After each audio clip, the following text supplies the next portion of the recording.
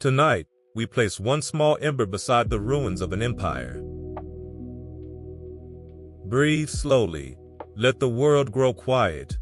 Our story begins on a small, cold, rain-washed island at the very edge of Europe, in an age before anyone there had dreamed of ruling the world. Before the British Empire became a memory, there was one night when even the sea itself could feel the world beginning to change. It began, as these things so often do, not with kings or conquests, but with a few small ships slipping out from a gray harbor into the dark, carrying nothing grander than wool and hope. Welcome back, traveler. Tonight we drift a long way north, to a green and rainy island set in the cold sea. And then we follow its sails outward across 4 centuries and every ocean on the earth. All the way to the strange, dizzying height of the largest empire the world has ever known, and then, gently, all the way down again, into its long, quiet unwinding. There is nothing you need to do now, nothing to hold on to, and nothing to fear. This is only a story, a true one, worn smooth by the telling, and it will do for you tonight what all such old stories were made to do, which is to carry a tired listener kindly down into sleep. If your eyes are already heavy, let them close. You do not need them for where we are going. The pictures will come on their own softly behind your eyes, and if they blur and drift and dissolve into one another, that is not a failure, that is exactly the point. There is nothing in tonight's telling you will be asked to remember. Empires rise and empires fall, and both the rising and the falling can be watched, from a great enough distance, with the same calm eye. And tonight we are very far away indeed, safe in the dark, merely watching. Take a slow breath in now, and let it go, and feel the day loosen its grip on you as it goes. Feel the weight of your body settling down into the bed, your shoulders letting go, your hands unclenching. Far away, across a great deal of dark water, a small island lies green and quiet under a low sky, not yet dreaming of the map it will one day paint, and we are going to go back and stand on its cold shore, at the very beginning, before any of it. Let us begin. Begin then, not with an empire at all, but with an island. A small one, as islands go, set in a cold and restless sea off the northwestern shoulder of Europe, where the water is gray more often than it is blue, and the wind comes in off the ocean smelling of salt and rain, and the sky hangs low and soft and pewter-colored over green hills for weeks at a stretch. Picture it from far above, in the last gold of an evening, a green shape wrapped in silver water, and let everything else stay dark. It is not, to look at it, the sort of place from which a quarter of the world is one day ruled. It is a modest island, all told, damp and windswept and often cold, a place of hedgerows and stone walls and small fields wrested from forest and fen, of sheep on wet hillsides and cattle standing patient in the drizzle, of villages huddled around a church and a green, their thatched roofs dark with rain. For most of its long history, it sat at the very edge of every map the wider world troubled to draw, a far and rainy afterthought beyond the last civilized shore, and the great powers of the earth, when they thought of it at all, thought of it as remote and poor and cold. Let that settle softly, for it is the whole quiet miracle at the heart of tonight's story, and it is worth resting on before the thunder begins. Everything that is to come, the fleets, the conquest, the map running red from pole to pole, all of it grows out of this small green island in the rain, and out of people who, for most of their history, wanted nothing more than a dry roof, a good harvest, and a mild winter. Keep that in your mind as we go, like a warm coal held in the hand, the smallness of the beginning against the vastness of the end.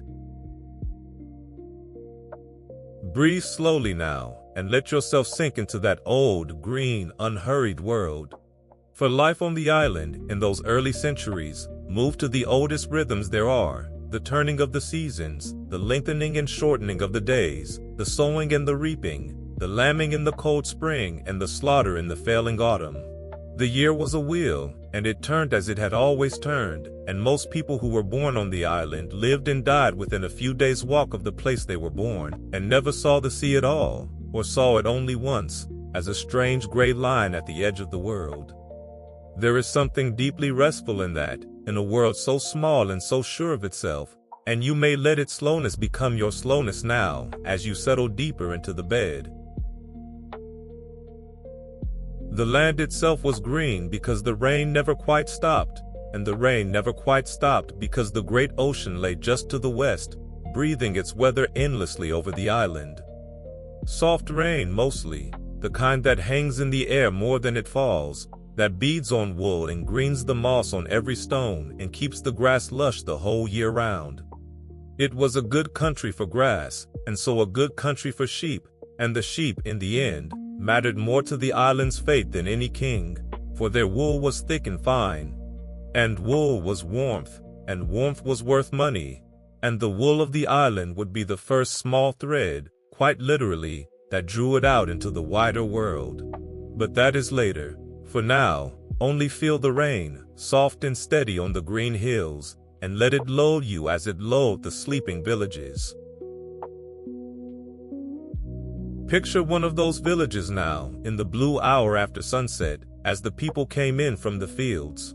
Low houses of timber and daub and thatch, a thread of smoke rising from each roof hole, the smell of peat fire and baking bread and wet earth. Cattle lowing softly as they were brought in. A dog barking once, far off, and then quiet. The church bell perhaps, marking the evening, its single note carrying out across the fields and dying away into the hush.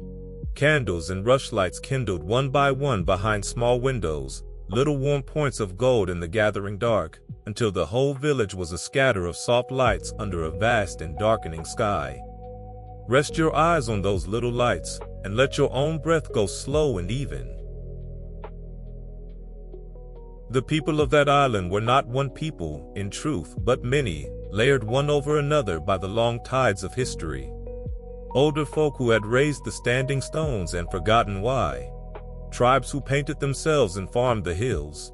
Then soldiers and roads and straight-walled towns from a great empire far to the south, come and stayed and gone again, leaving their crumbling walls to be grown over with ivy.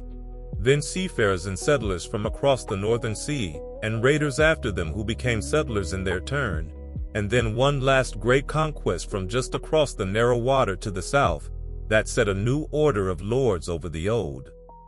Layer upon layer, each mingling with the last, until out of all of it, slowly, a single restless, sea-girt people began to emerge. Let that long, slow braiding of peoples wash over you like the tide it was, nothing to grasp, only the deep, patient work of centuries. And because it was an island, the sea was always there, at the edge of everything. You could walk inland for days and forget it, among the fields and forests, but you could never truly escape it, for the island was small and the ocean was large, and no one lived more than a few days from a shore. The sea was the island's wall and the island's window both, a wall that had turned back invader after invader, and would go on turning them back for 1,000 years, and a window that looked out onto everywhere else in the world. For most of the island's history, the sea was mainly the wall. The people faced inland toward their fields, with their backs to the water, and were glad of the gray moat that kept the troubles of the continent at arm's length. But a wall, if you live behind it long enough, begins at last to make you wonder what lies beyond, and the day would come when the island turned around and faced the sea, and saw not a wall but a road. That turning is still far off, on this quiet evening we are visiting. For now the island is content to be small. Its wealth is grass and wool and tin dug from the western hills, its horizons the next village and the next market town, its great events a good harvest or a hard winter, or the passing of a distant king whose name most people barely knew. Ships there were, but small ones, hugging the coast, carrying wool one way and wine the other, seldom daring far out past the sight of land. The wide ocean to the west was a blank and frightening thing, the edge of the known, where the water simply went on into weather and rumor, and only a fool or a saint would sail out into it on purpose. Feel how snug that smallness is, how safe, and let it hold you as the dark comes down. There is a great and gentle patience in a world like that, a world before ambition, and it is a good thing to rest in for a while before the story quickens. No one in those villages was dreaming of empire. No one was drawing red across a map. They were mending walls and salting fish and teaching children to card wool and burying their dead in the churchyard beside their grandparents and looking up now and then at the gray sky to guess tomorrow's weather. Their world was small, and it was enough. If you had told one of them that their rainy little island would one day rule more of the earth than any power in all of history, they would have laughed kindly and gone back to the sheep. Let yourself smile a little at that drowsily, and let the smallness of it comfort you. But the sea was patient too, and the sea was always there, breathing at the foot of every cliff and the end of every valley, a road that no one had yet decided to travel. And little by little, over the slow centuries, the island's wool grew famous, and its merchants grew bolder, and its ships grew a little larger and ventured a little farther. And a restlessness began to stir in that quiet green place, a first faint turning of the face, away from the safe inland fields, toward the wide and frightening water, and everything that lay unimaginably beyond it. But that is the next part of the story, and there is no need to hurry toward it, for the night is long and we will get there gently in our own slow time. For now, let the green island lie quiet under its low gray sky. Let the villages sleep, their small lights going out one by one. Let the rain fall soft on the hills, and the sheep drowse on the wet slopes, and the sea breathe patiently at the shore, keeping its long secret of everything that is to come. Feel your own breath, slow and easy. Feel the warmth of you, the soft living weight of you, sinking down and down into the bed. There is nothing on that far green island that asks anything of you tonight. You are only listening, only drifting, only sinking gently towards sleep, while the rain falls on the old fields, and the tide comes patiently in, and the story waits, quiet as a coal in the ash, for us to return to it. Rest now. We have a long, slow way to travel, across 400 years in every sea there is, and a kinder and quieter truth waiting at the end of it than all the thunder in the middle. And there is nothing along the way that can reach you at all. So the island turned at last and faced the sea. Not all at once, and not on any single day that a teller could point to, but slowly, over generations, the way a sleeper turns toward the window at the first gray of dawn. The people who had for so long kept their backs to the water, glad of the gray moat that walled them off from the world, began, here and there, to look outward instead, down to the harbors, out past the headlands, toward the long shining road that the ocean had been all along. Rest easy now, and let us go down to the water's edge with them, in the last gold of a fading evening. Picture one of the island's old harbors, in those first stirring years. A curve of stone quay, dark and slick with the day's rain. Fishing boats drawn up on the shingle, nets hung to dry, the smell of tar and salt and fish and seaweed thick in the cooling air. And tied along the quay, a few larger vessels, merchant ships, broad-bellied and wooden, their mast a small bare forest against the last light, rocking gently at their moorings while the tide breathed in beneath them. Gulls wheeling and crying overhead, then settling. The creak of rope and timber. A lantern kindled at a masthead, one warm gold point swaying softly over the dark water. Let your eyes rest on that swaying light, and let your breath fall into the slow rhythm of the tide. It was wool that first drew the island out onto the water in earnest, that fine thick wool from the endless rain-fed grass. For the weavers of the great cloth towns across the narrow sea, far to the south and east, would pay well for it, and where there is something worth carrying and someone willing to pay, ships will always follow. So the wool went out, bale upon bale, in the holds of those broad merchant ships, and other things came back. Wine from warmer coasts, timber and furs and amber from the cold north, spices that had traveled half the world already before they ever reached the island, worth more than their weight in silver.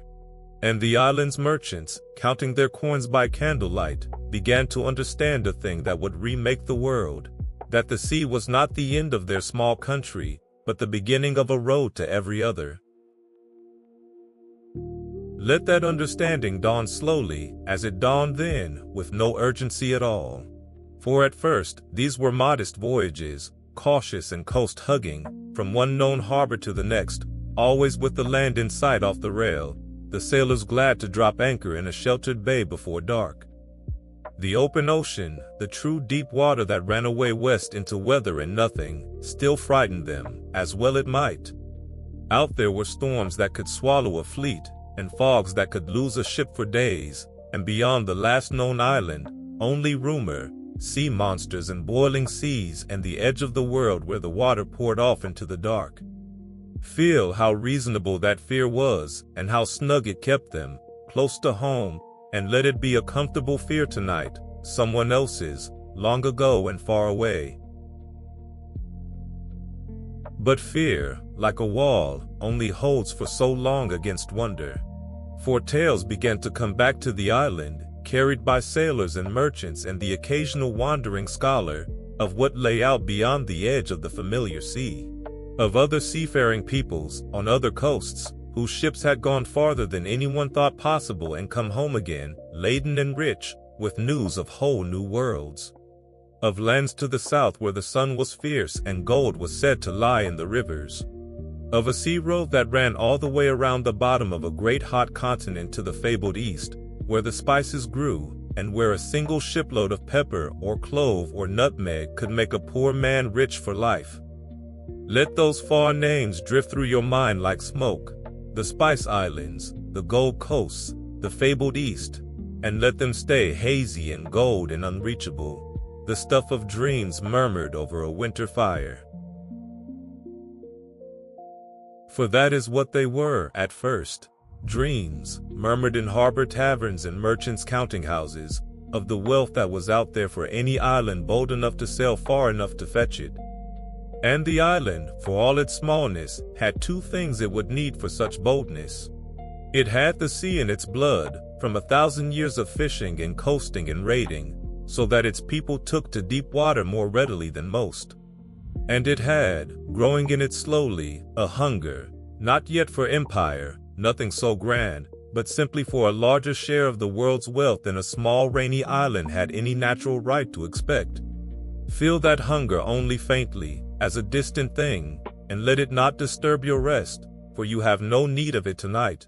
You have everything you need already, here, warm and still in the dark. The ships grew larger to match the growing dreams.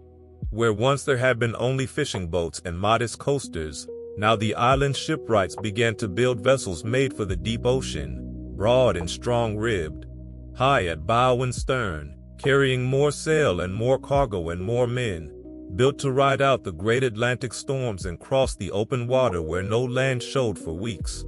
Picture one of them taking shape in a yard by the water, its great oak ribs rising like the bones of some vast beast, the smell of fresh-cut timber and pitch and hemp, the steady knock of the shipwrights' mallets echoing across the harbor from dawn to dusk. In those growing hulls lay the whole future of the island, though no one working on them knew it. Let the steady knocking of the mallets become a slow and drowsy sound, a heartbeat of the harbor, and let it carry you deeper down. And the men who would sail them were changing too. A new sort of restless, hungry, hard-handed islander was coming up in the ports, sailors who had gone farther than their fathers ever dared, navigators learning to steer by sun and star across trackless water, merchants who thought not in the terms of a single voyage, but of trade routes spanning oceans, and adventurers who looked at the wide blank west and saw not the edge of the world but the door to it. They were not gentlemen, most of them, nor kind, and we need not pretend otherwise, even here in the dark. But they were bold past all sense, and they were about to carry their small island out into a bigness it could scarcely imagine. For now, though, let them sleep too, in their harbor lodgings, dreaming of gold and spice, while the tide rocks their waiting ships. For this is still the quiet time, the last calm before the island's long adventure truly begins, and it is a good place to linger while sleep gathers. The great voyages have not yet sailed. The companies have not yet been formed. No cannon has yet been run out, no distant coast yet claimed. There is only a small green island, turning slowly toward the sea, its harbors filling with bigger ships and bolder men and larger dreams, its merchants counting coins and studying charts by candlelight, its whole restless energy gathering itself, quietly, like a wave still far out at sea, that has not yet begun to rise. Rest in that gathering quiet, and feel your own body grow heavier and stiller with every breath. Feel the harbor around you now, in the deep blue dark. The ships riding at anchor, their lanterns swaying. The water lapping soft against the stone quay. The town behind you settling into sleep, its windows going dark one by one. Somewhere a watchman's slow footsteps, and then quiet. The tide breathing in and breathing out, patient and endless, against the shore of a small island that is about to become, though it does not yet dream of it, the largest empire the world has ever known. Think as you drift of the small and patient crafts that made all the boldness possible, for they are restful things to hold in the mind. The making of good rope, mile upon mile of it, twisted by hand in the long rope walks by the water. The weaving of sailcloth, heavy and strong, to catch the ocean wind. The slow curing of timber, the shaping of barrels to hold a ship's water sweet across long months at sea, the salting and packing of food to last a voyage of half a year. None of it glorious, all of it necessary, the quiet, unshowy craft of 100 trades that a great voyage rested upon.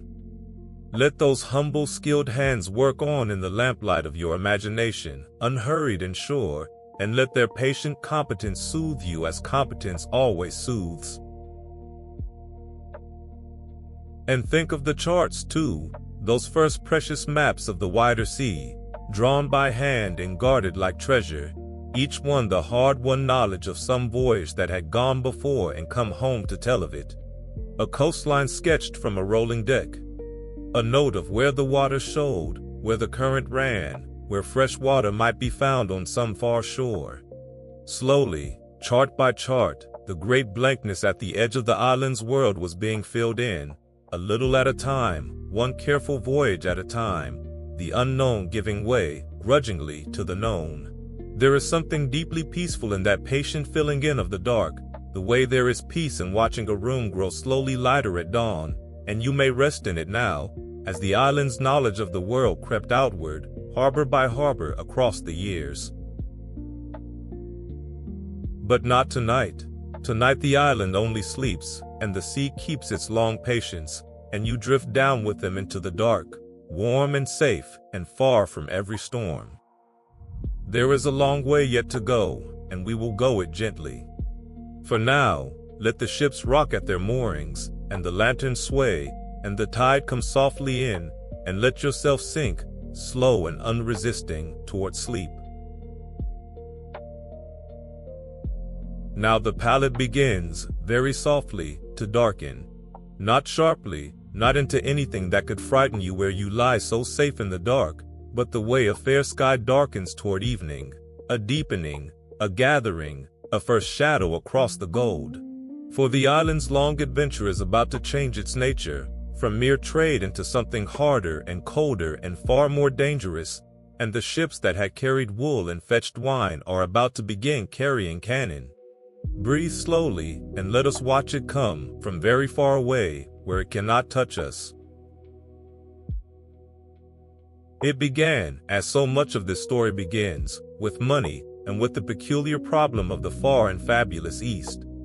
For the spices grew half a world away, past the bottom of a vast hot continent, across oceans no island ship had crossed before, in island kingdoms and river ports guarded by other powers who had got there first.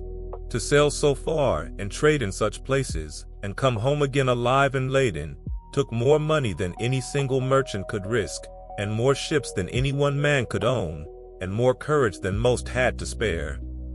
And so the merchants did a clever thing, a thing that would prove almost as powerful as any cannon. They pooled their money together, many of them at once, into a single great company, so that the loss of a ship would ruin no one, and the profit of a voyage would enrich them all. Let that quiet, clever idea settle in the dark. Money gathered, risk shared, a company formed, for from that dry and bloodless notion grew half the map of the world. Picture the founding of such a company, not as a battle but as a room. A long dark hall, paneled in oak, a fire burning low in a great stone hearth, candles guttering on a long table strewn with charts and ledgers and lists. Grave men in dark clothes leaning over the maps, tracing the long sea road east with their fingers, arguing in low voices over shares and cargoes and the price of pepper. A clerk scratching names and sums into a great bound book. It looks like nothing at all, that room. Like commerce, like accounting, like the dullest thing in the world. And yet in that room, over that table, by that low fire, an engine is being built that will raise armies and topple kings and swallow a subcontinent whole. Let the strangeness of that rest gently on you, that so vast a thing began in so quiet a room, and let the low fire and the murmuring voices lull you as they burn down toward morning. For here is the thing about those trading companies, the thing that turned commerce into conquest.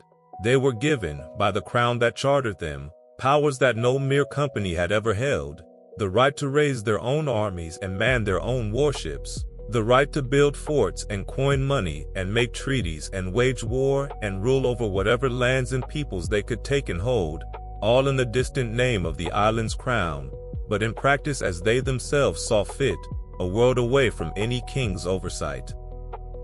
They were, in truth, not companies at all as we would understand the word, but kingdoms in the shape of companies, private empires with shareholders instead of subjects, and account books instead of chronicles.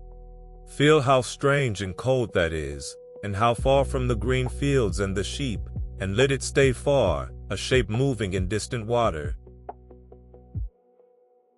And so the merchant ships went out armed.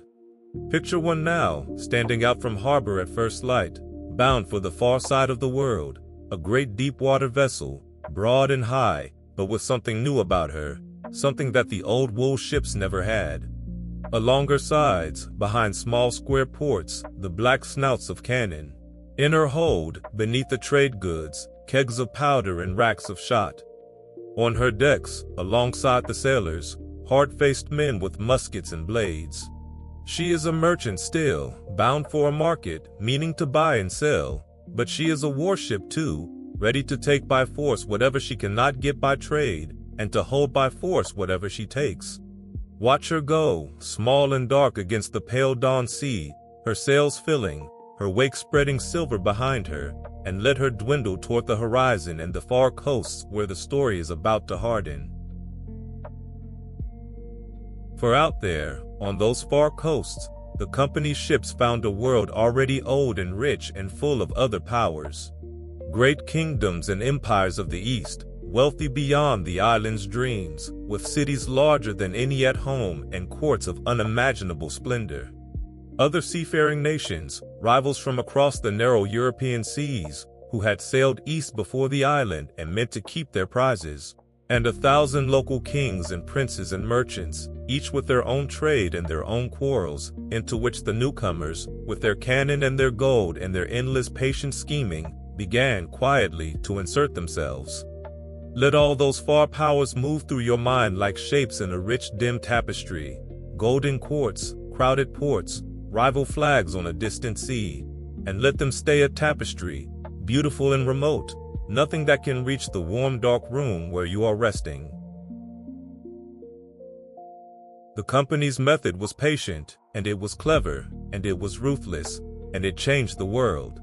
It would arrive as a trader, humble and useful, asking only for a small foothold, a warehouse, a stretch of quay, the right to buy and sell. Then it would fortify that foothold, wall by wall, gun by gun, until it was a fort. Then it would offer its services to the local rulers, its soldiers, its ships, its money, in their quarrels with one another, taking a rich reward each time, and a little more power, and a little more land. And where trade would not open a door, force wood or gold, or the careful stirring up of one prince against another, until both were weakened and the company stood stronger than either. Slowly, coast by coast, and fort by fort, and treaty by treaty, the trader became the master. Let that slow hardening pass over you like a tide coming in over sand, grain by grain, so gradual you can barely see it move, until the whole beach is underwater. And back on the small green island, most people knew almost nothing of it. They saw the spices in the market, and the strange rich goods from the east, and the merchants' fine new houses, and the company shares rising, and they were glad of the wealth without troubling much over how it came. The forts and the cannon and the far-off wars were half a world away, out past the edge of anything they could picture, and the island slept easy on the profits, as islands do, not yet asking what such profits cost, or who paid them on those distant shores. Feel how easily the comfortable look away from the far and difficult, and forgive them a little, drowsily, for you too are looking away tonight into sleep, as you have every right to. For the company grew, and the forts multiplied, and the armed ships came and went in ever greater numbers, and what had begun as a handful of merchants pooling their coins in an oak-paneled room became, over the slow years, the strongest single power on whole distant coasts, a private empire of trade and cannon and account books, flying the island's flag over lands whose names most islanders had never heard. The wave that had been gathering far out at sea, all through the quiet years, was beginning, at last, to rise. And behind it, greater still, came the wars for the sea itself. But those are the next part of the tale, and there is no need to sail toward them tonight. Let the armed ships ride at anchor in their far harbors. Let the low fires burn down in the oak-paneled rooms. Let the ledgers close, and the cannon sleep behind their ports, and the whole hardening engine of empire pause, for a night, in the dark. It will still be there in the morning. It always is. Consider, as you sink deeper, the strange doubleness of those company men, for it is a restful sort of puzzle to turn over at the edge of sleep. They kept careful books, and worried over the price of pepper, and wrote long dull letters home about accounts and cargoes and the honesty of their clerks, and they also toppled kingdoms and raised armies, and remade the fate of whole peoples, often without ever quite deciding to, one small profitable step at a time. They did not think of themselves as conquerors. They thought of themselves as merchants, as reasonable men of business, doing what the next quarter's profit required. And that, perhaps, is the most unsettling thing about the whole engine of empire, and the most human, that so much of it was built not by grand villains with grand designs, but by ordinary men chasing ordinary gain, who looked up one day to find a world in their hands and were as surprised as anyone. Let that quiet strangeness rest in you without troubling you, for it is long ago and far away, and it cannot reach the warm dark where you lie. And picture, one last time before we drift on, the far warehouses of the company, filling year by year with the wealth of the world, great dim halls by distant harbors, stacked to the rafters with bales and chests and barrels, the air heavy with the smell of pepper and clove and tea and raw silk, of tar and salt and far-off places. Lantern light moving among the stacks. The slow creak of a laden cart. Clerks tallying it all into their endless books by candlelight, some after patient some.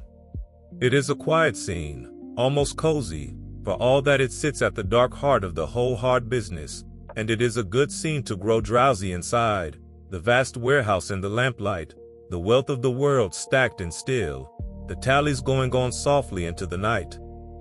Let it hold you, and let your breath slow. Feel your breath, slow and even. Feel the weight of you sinking into the bed, warm and safe and wholly out of reach of every distant gun. The companies and their cannon are far away, across a great deal of dark water, and they cannot cross it to you.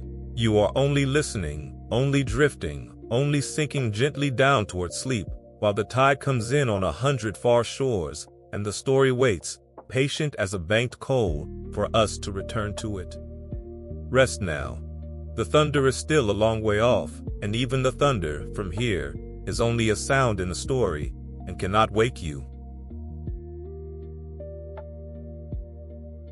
Now we come to the fiercest part of the whole long story, and I will not pretend otherwise, the great wars for the ocean itself. But remember, as we go, that you are watching from very far away, from the safe country of a story, high above a dark and distant sea, where the thunder of the guns comes to you only as a low and far-off sound, like a summer storm heard from a warm bed with the window closed.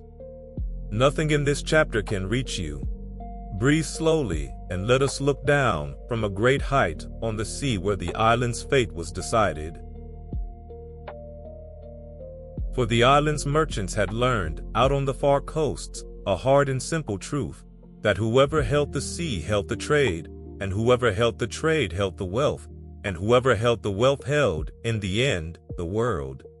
The spice roads and the gold coasts and the rich far markets were worth nothing to a nation whose ships could not reach them safely and come home again. And the sea, in those years, was crowded with rivals, other seafaring powers, as bold and as armed and as hungry as the island itself, each determined to be the one that ruled the waves. And so, over a long and violent century, the island fought them, one after another, for the mastery of the ocean. Let those rival powers rise in your mind only as flags on a far horizon, and let the horizon stay far. Picture the sea on the morning of such a battle, from high above, where you are safe. A great gray expanse of water under a wide and cloud-torn sky, and upon it, in two long curving lines, the fleets, scores of great wooden warships, the largest moving things that the world had yet built, their hulls dark, their sails a vast cloud of dirty canvas, their flags streaming stiff in the wind. Between the two lines, a mile of open water, closing slowly, so slowly, as the ships bore down upon one another before the wind. From this height there is a terrible beauty in it, and no horror at all, only the great slow shapes converging on the gray sea, and the small bright flags, and the gulls scattering up off the water. Watch it from above, unhurried, and let the slowness of it, the vast wooden patience of those closing lines, settle you deeper into the dark. When the lines met, the sea itself seemed to catch fire. The great ships ran close alongside one another, near enough to shout across, and loosed their cannon in long rolling thunder, broadside answering broadside, until the water between them vanished into a bank of white and gray smoke shot through with the orange flash of the guns. From high above, it is only smoke and light, a low gray cloud spreading across the sea, lit from within by soft flickers of fire, and the sound reaching you a long moment later, a deep rolling boom that rolls away across the water and dies. Let it stay that far away, only smoke and distant light on a wide gray sea, and let the deep slow rolling of it become almost soothing, a far thunder that means you no harm at all where you lie so warm and still. I will not take you down into that smoke, tonight or ever, for there is nothing there for a sleeping traveler, and the old horror of it is not what this story is finally about. Know only that it was terrible, as all such things are, and that brave and frightened men on every side paid for the mastery of the sea with everything they had. And let us honor them with a moment's quiet, and then rise again, back up into the calm high air, and leave the smoke to blow away on the wind. Breathe slowly. The battle is far below and long ago, and it is ending even as we watch, the guns falling silent one by one, the smoke thinning and drifting off across the water, the sea growing quiet again. For these battles were not won in a day, nor in a single war, but over generation upon generation, as the island built and rebuilt its fleets, and learned the sea better than any rival, and bred up sailors and captains who spent their whole lives upon the water and knew it as a shepherd knows his hills. Defeat taught them as much as victory. Each war left them a little stronger, their ships a little better, their hold upon the ocean a little surer, until at last, after 100 years of smoke and thunder, there came a time when no other power could seriously challenge them upon the open sea, and the island's flag flew over the waves of the whole world. Let that long, slow climb toward mastery pass over you like the turning of many seasons, war after war, fleet after fleet, nothing to grasp, only the deep, patient grinding of a nation making itself into a sea power. And the sea was worth all of it to them, because the sea was the road to everything else. A nation that ruled the ocean could carry its goods to every market and bar its rivals from the same. It could move its armies to any coast in the world and land them where it chose. It could blockade an enemy's harbors and starve his trade while its own sailed free. It could bind together, with nothing but ships, a scattering of forts and colonies and trading posts on every continent into a single vast web, all its threads running home across the water to one small rainy island. The sea was not merely a battlefield, it was the very sinew and skeleton of the empire that was coming, the thing that made it possible for so small a place to hold so much. Feel the vastness of that gently, from far above, the whole round ocean of the world, and one island's flag upon all of it, and let the vastness make you feel not small but safe, a tiny warm point of life under an enormous and peaceful sky. Picture the sea now, in the evening after the last of the great battles, the mastery won, the smoke long gone, the surviving ships riding quietly at anchor in some far roadstead, their work done, their lanterns kindling one by one in the blue dusk. The water calm and dark and streaked with the last gold of the sunset. Gulls settling. The long swell breathing in from the open ocean, slow and endless, as it breathed before ever a ship sailed upon it and will breathe long after the last has rotted away. The guns are silent.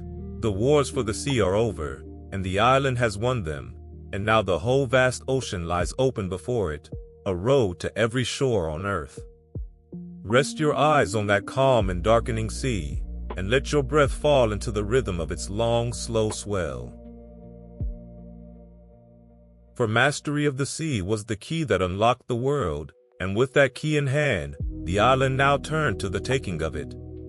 The wars for the ocean have been the fiercest thunder of the whole story, and they are behind us now, fading astern like a storm that has passed. From here the story, though it grows vaster still, begins its long, slow softening toward the quiet end. The peak is passing. Feel it pass, like the highest point of a great wave, after which there is only the long, gentle sliding down the far side toward the calm. Let the fleets ride at anchor in the dark. Let the guns sleep in their ports, their thunder spent. Let the great gray sea grow calm and empty under the rising moon, its battles won and over, its smoke all blown away. And let yourself sink down with the settling dusk, warm and heavy and safe, far above and far beyond every distant war, into the deepening quiet. Think, as the smoke clears, of the ships themselves, for they are worth a moment's quiet wonder before we leave the sea behind. They were the most complex things the island had ever built, floating fortresses of oak, each one the work of thousands of trees and thousands of hands, months in the building, a whole forest cut and shaped and joined into a single living whole. Miles of rope in the rigging, acres of canvas in the sails, hundreds of men aboard, each with his task, living together in the cramped wooden dark for months and years, a whole small town afloat, carrying its own world with it across the empty ocean. There was a terrible beauty in them, and a terrible cost, and they were, for a century and more, the very edge and instrument of the island's power. Let those great wooden ships ride quietly at anchor in your mind now, their work done, their sails furled, rocking gently on the dark swell, and let their vast patient stillness settle you. And think of the men who sailed them home, in the quiet after the mastery was won. Ordinary men, most of them, farmers' sons and fishermen's sons, pressed or lured or driven to sea, who had seen more of the world in a few hard years than their grandparents had seen in whole long lives, and who wanted, in the end, only what all tired travelers want: a safe harbor, a still deck, a night's sleep that no gun would break. Picture them coming home at last up some gray northern channel, the green hills of the island rising out of the mist ahead, the same hills we began upon, and the strange ache of homecoming rising in them as the anchor went down. The sea was won, and they were done with it, and home was in sight. Let that gentle homecoming be yours too, drowsily, the long voyage ending, the safe shore near, the deep rest earned in waiting. Feel your breath, slow and easy. Feel the soft living weight of you settling into the bed.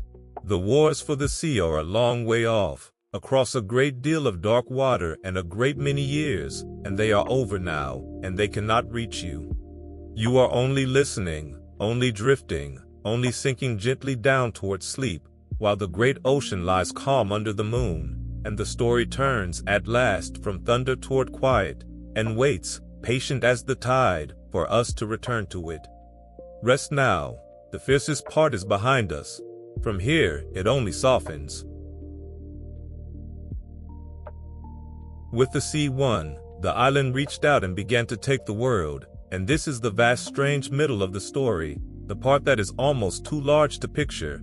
So let us not try to hold all of it, but only drift above it, watching the map itself change color in the dark. Breathe slowly, and imagine, if you can, a great old map of the whole round world, spread out below you in the candle gold light, its continents pale and blank, its oceans dark, and then watch, over the slow years, as coast after coast begins, quietly, to glow. For once a nation holds the sea, and has its armed companies and its forts and its endless hunger, the taking of the world becomes almost a matter of patience. Here a trading post grows into a town, and the town claims the country behind it. There an island is seized for its harbor, and the harbor commands a whole sea. Here a company's army, lent to one prince against another, ends by ruling both. There a stretch of empty coast is settled by islanders seeking land, and their farms and fences spread inland year by year until a colony fills a continent's edge. No single one of these was an empire, but there were hundreds of them, on every ocean and every shore, and slowly, coast by coast and lifetime by lifetime, they joined into the greatest empire the world had ever seen. Let that slow glowing of the map wash over you, a coast here, an island there, a river mouth, a bay, each small light kindling in its own quiet time, until the whole world is speckled with them. The greatest prize of all was a vast and ancient land in the east, a whole subcontinent of many kingdoms and many peoples, rich beyond the island's oldest dreams. A land of great rivers and greater cities, of palaces and temples and teeming ports, old in civilization when the island was still a rainy backwater at the edge of the world. It was not conquered in a single war, nor by a single hand, but taken slowly, over generations, by the armed company we watched being born in that oak-paneled room. Fort by fort, treaty by treaty, one prince played against another, until the traders who had come asking for a warehouse found themselves, almost to their own astonishment, the masters of hundreds of millions of people. Let that vast eastern land rise in your mind as a warm, dim glow of gold and river light, immense and ancient and far away, and let it stay aglow, beautiful and remote, nothing you need hold or reckon with tonight. And there were other worlds besides. Great cold forests and frozen bays to the far west, where trappers gathered furs along endless rivers. Warm green islands scattered across southern seas, where the island ships planted plantations and grew the sweetness the whole world craved. A vast dry continent at the very bottom of the map, so far away it took the better part of a year to reach, claimed almost as an afterthought, and settled slowly along its rim. coasts and capes and river mouths all down the sides of a great hot southern continent. Scattered islands in every ocean, each a link in the chain, each a harbor for the ships that bound the whole thing together. Let all these far places drift through your mind like a slow procession of glowing shapes, forests, islands, capes, and coasts, and do not try to keep them straight, but let them blur together into one warm, scattered light spread across a darkened world. There is a thing worth saying softly here, in the dark, before we drift on, for this story is not only wonder. The taking of the world was not gentle, and it was not just whatever the takers told themselves. The glowing of the map was, for many of the peoples already living beneath it, a hard and often bitter thing. Their kingdoms toppled, their wealth carried away across the sea, their lives bent to serve an island they had never seen. An empire is always two stories at once, a story of glory for those who build it, and a story of loss for those it is built upon. We will hold both gently tonight, and judge neither too harshly nor too kindly in the dark, for both are true, and the whole long tale is sadder and more human for holding them together. Let that quiet doubleness rest in you without troubling you, the way the moon holds its light and its shadow both. But from high above, in the slow candle gold light, watch only the map. Watch the small glow spreading and joining across the dark world, decade by decade, a coast at a time. The island's flag rising over a fort in the east, a harbor in the south, an island in a warm far sea, a bay in the frozen west. Watch the sea roads between them fill with ships, threads of silver crossing the dark oceans, carrying wool and iron out, carrying spice and gold and sugar and cotton home, binding the whole scattered glow into one.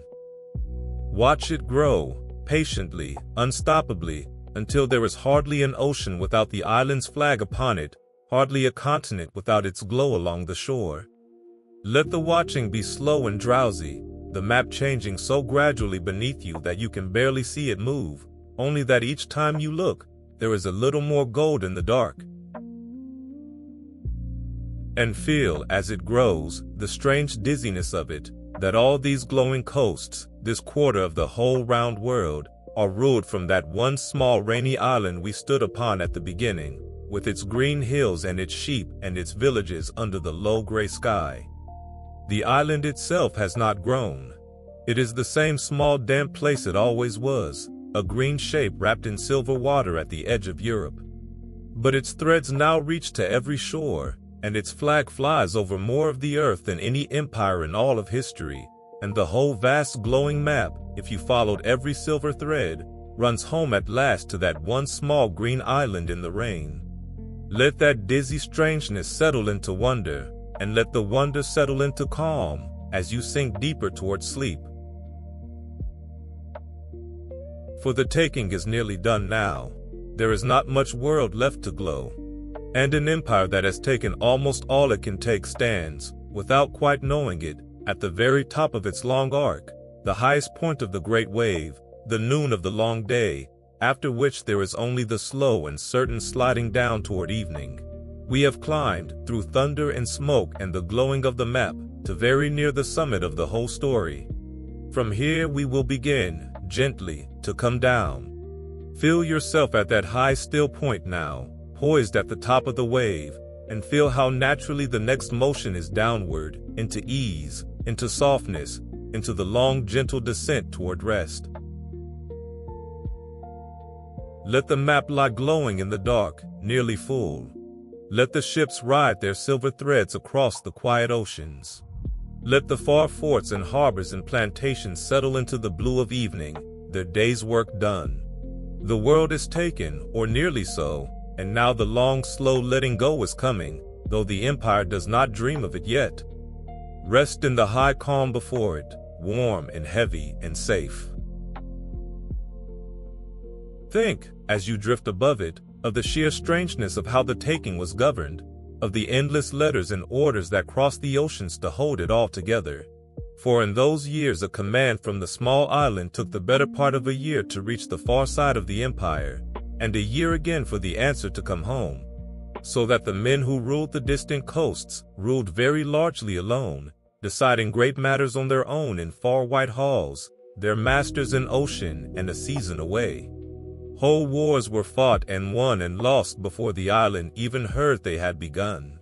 Whole territories were taken by some governor acting on his own bold guess, and the island learned of its new possessions long after the flag was already flying. There is something almost dreamlike in it, an empire run by letters that were always months out of date, and you may let that dreamlike slowness carry you further down, the slow ships crossing and recrossing the dark water, the news always old, the world always turning faster than the word of it could travel. And think, most softly of all, of the ordinary evening that fell, every single day, across all those glowing coasts at once, for it is the gentlest way to hold so vast a thing. Somewhere on the eastern subcontinent, the sun setting gold over a great slow river, the day's heat easing. Somewhere on a warm southern island, dusk coming down over the cane fields and the quiet sea. Somewhere in a frozen western forest, the long blue twilight settling over the snow. Somewhere on the rim of the great dry continent, the stars coming out enormous over the empty land. All of it at once, all of it under the one flag, evening after evening, a whole world of far quiet dusks that no single pair of eyes could ever see. Let all those gentle far evenings drift together in your mind into one soft blue hour spread across the whole round earth, and let it carry you, as the evening carries every sleeper, down toward the dark. Feel your breath, slow and even.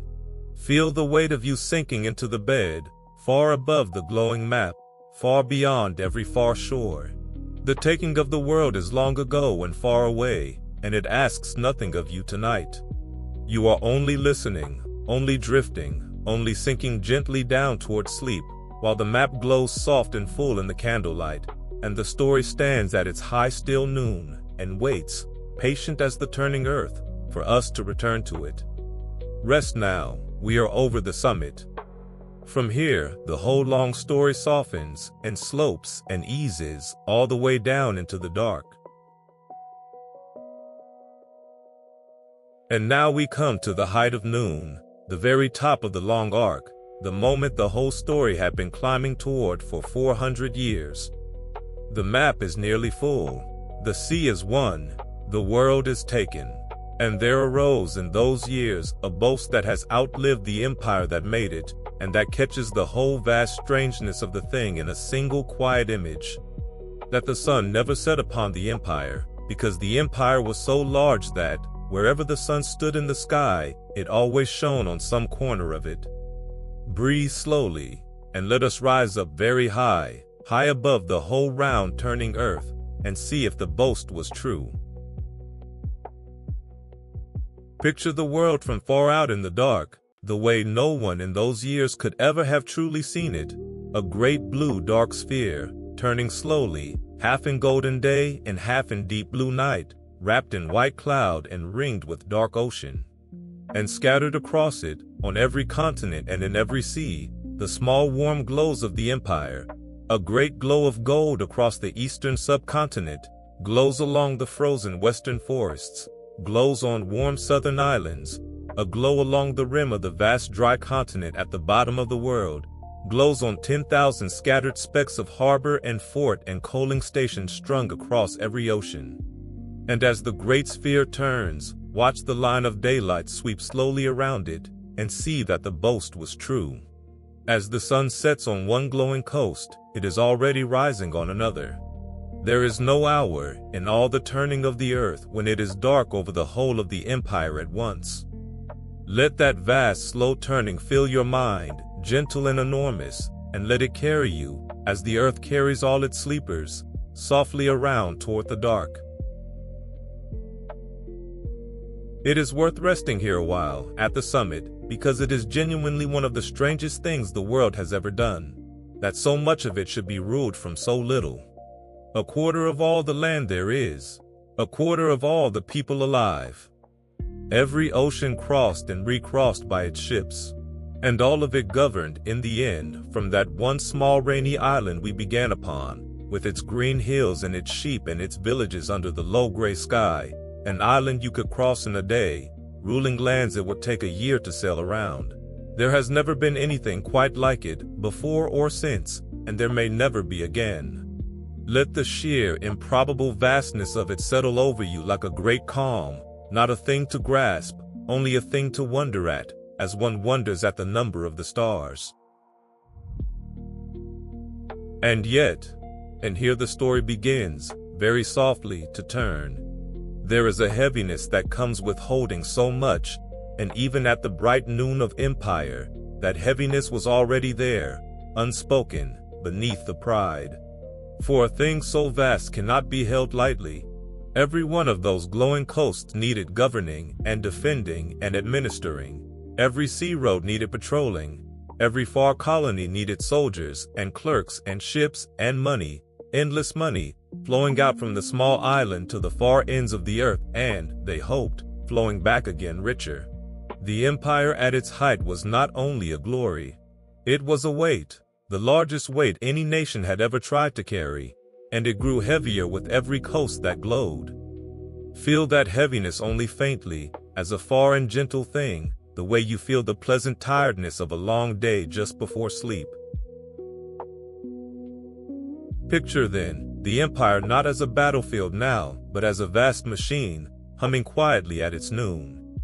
Governors in white halls in 100 far capitals, ruling in the island's distant name. Clerks by the thousand, bent over ledgers, recording the trade of the world in great bound books. Soldiers standing guard on frontiers whose names most islanders could not have found on a map. Ships, always ships, tens of thousands of them, threading the sea roads day and night, carrying the empire's goods and mail and orders and people to every shore. And telegraph lines, in the later years, running along the sea floors from continent to continent, so that a message could cross the whole vast thing in hours where once it took a year, the empire wiring itself together, at last, into a single humming whole. Let that vast quiet humming become a drowsy sound, the sound of a great machine running smoothly in the dark, and let it lull you deeper down.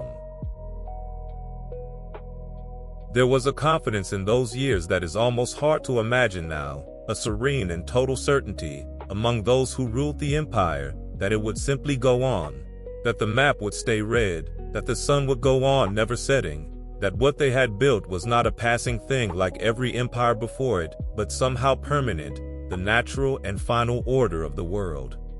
They built as if forever. Great stone government houses in far cities, meant to stand 1,000 years. Railways flung across whole continents, iron laid down as if the flag above it could never fall. Monuments and institutions and careful systems of law and rule, all raised on the quiet assumption that the noon of empire would never pass into afternoon. Let that serene certainty rest gently in you, and forgive it drowsily, for every empire has believed the same, and every empire has been wrong, and there is something almost tender in the confidence, the way there is something tender in a child who cannot imagine growing old. For no noon lasts. That is the one certain thing in all of history, the law beneath every empire story, the truth this whole channel returns to night after night, that what rises, falls, that what is taken, is one day let go, that every empire is alone the world eventually calls back. At the very moment of its greatest height, its fullest glow, its most serene certainty, the empire had already, without knowing it, begun the long, slow slide down the far side of the great wave. The sun that would not set had reached the top of the sky. And a sun at the top of the sky, however bright, however certain, is a sun that has nowhere left to go but down.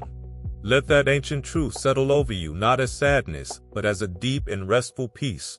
The same peace there is in watching a long day begin, at last, to soften toward its evening. We will not rush the descent. It was slow, in the end, slower than the rise, a whole long afternoon of empire before the dark. And it is the gentlest and most human part of the whole story, the part best suited to a drifting, half-asleep listener, and so we will take it very softly indeed, chapter by quiet chapter, all the way down into the calm. But feel now, at the summit, the first faint turning of the tide, the first small sense, beneath all the pride and certainty, that so much cannot be held forever, that the wait is real, that the long day, however bright, is beginning, imperceptibly, to lean toward its end. Let the great sphere turn in the dark, half gold and half blue, the empire glowing across it. Let the sun sweep slowly round, never quite setting, but past its noon now, beginning its long, slow fall toward the western dark. Let the vast machine hum on, the ships thread the sea roads, the far capitals keep their certain faith. And let yourself sink down with the turning earth, warm and heavy and safe, past the high bright noon, into the softening afternoon of the story, towards sleep. Think, at the summit, of the great exhibitions and jubilees of those high years, the moments when the empire gathered itself up to look at what it had become. Vast halls of glass and iron filled with the wonders and goods of every far coast, crowds moving slow among the marvels of the world, all of it brought home to the small gray island to be wondered at under one roof. There was a genuine astonishment in it, a child's wide-eyed astonishment at the sheer size and variety of the thing they had made, and beneath the pride there was something almost innocent, the innocence of people who truly could not imagine that any of it would ever end. Let those great bright halls fill your drowsy mind, the glass roofs high overhead, the crowds hushed and staring, the wonders of a whole world gathered into one warm lamplit space, and let the slow wonder of it settle you deeper into the dark.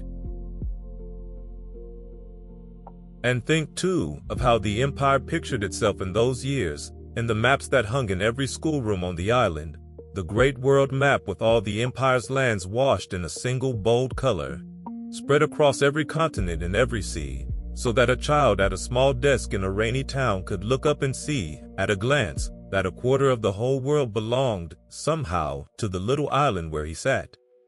What a strange thing to grow up believing. What a strange and enormous inheritance to hand a child with his letters and his sums. And yet it was, for a few generations, simply the water they swam in, the ordinary furniture of the mind, as unremarkable to them as it is remarkable to us. Let that red-washed schoolroom map hang quietly in your mind, and let the strangeness of it, a whole world colored in, and taken utterly for granted, drift by without troubling you, only wondering as you sink toward sleep. Feel your breath, slow and even. Feel the weight of you settling into the bed, far above the turning world. The height of empire is long ago and far away, and it asks nothing of you tonight.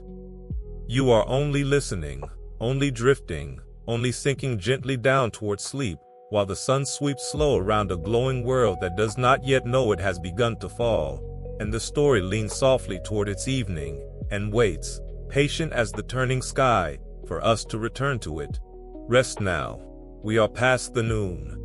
From here, everything softens and slows and eases down toward the dark. Let us stay a while now in the long golden afternoon of empire, at the pivot of the whole story, where the rise has ended and the fall has not quite begun. The strange, still, heavy hour when a thing is at its very fullest, and its fullness is exactly what will bring it down. This is the turning chapter, and it is a quiet one, more thoughtful than fierce, well suited to a listener already halfway to sleep. Breathe slowly, and let us look, gently, at the weight of holding a world. Picture a great hall now, in the heart of the small island, in one of those grand stone buildings raised as if forever. Long tables spread with maps of the whole world. Walls lined with ledgers and dispatch boxes and the bound records of 100 colonies. A single candle, or a single lamp, burning low against the evening, throwing long soft shadows across the charts. This is where the weight was carried, in rooms like this, not on any battlefield, but at desks, over papers, by tired men reckoning the endless sums of empire, what each far colony cost to hold, and what it returned, where the soldiers were needed, and where they could be spared, how to govern lands a year away by sea, whose peoples and troubles they only half understood. Let the low lamp and the long shadows in the spread map settle you, and feel how quiet the true work of empire was, in the end, quiet and endless and heavy. For here is the thing about ruling a quarter of the world. It never rests, and it is never finished, and it is never quite enough. Every glowing coast on the map was also a problem to be managed, a frontier to be defended against some rival, a people growing restless under distant rule, a governor asking for more soldiers, a colony costing more to hold than it would ever return. The empire at its height was like a man holding a great armful of precious and slippery things, forever shifting his grip, forever catching one thing as another began to slide, never able to set any of it down, never able to rest, and the armful only grew. Feel that image gently, without strain, the great slippery armful, the endless shifting grip, and be glad, drowsily, that you hold nothing at all tonight, that you may let everything slide softly away into sleep. And there was a deeper weight than the ledgers and the soldiers, a weight that pressed on the empire's conscience even at its proudest, though it did not always let itself feel it. For the empire had been built, in large part, on the labor and the wealth and the freedom of peoples who had never chosen it. Kingdoms toppled, lands taken, and, in its harshest chapters, human beings themselves bought and carried and sold across the sea like cargo, in a vast and terrible trade that stained the whole glowing map. That trade the island would, in time, turn against and work to end, and come to be ashamed of. But the wealth it had built did not vanish with the shame, and the memory of it did not fade, and it sat beneath the empire's pride like a stone beneath still water. We hold that too tonight, quietly, without flinching and without dwelling, for the whole story is truer and more human for it, and a thing seen honestly in the dark loses its power to trouble the rest. Let it rest in you as the still water rests over the stone, aware of it, and yet calm. And the peoples beneath the flag were changing, in those afternoon years, in a way that would matter more than any rival's fleet. For the empire, in its confidence, had done a thing that would undo it. It had carried its own ideas to every shore. Its language, its laws, its notions of liberty and of rights and of nations governing themselves, all of these it taught, in its schools and its courts and its books, to the very peoples it ruled. And those peoples, being no fools, listened and learned and began, quietly at first, to ask a simple and unanswerable question. If these ideas of freedom and self-rule were so fine, why did they not apply to us? The empire had, without meaning to, sown in its own soil the seeds of its own letting go.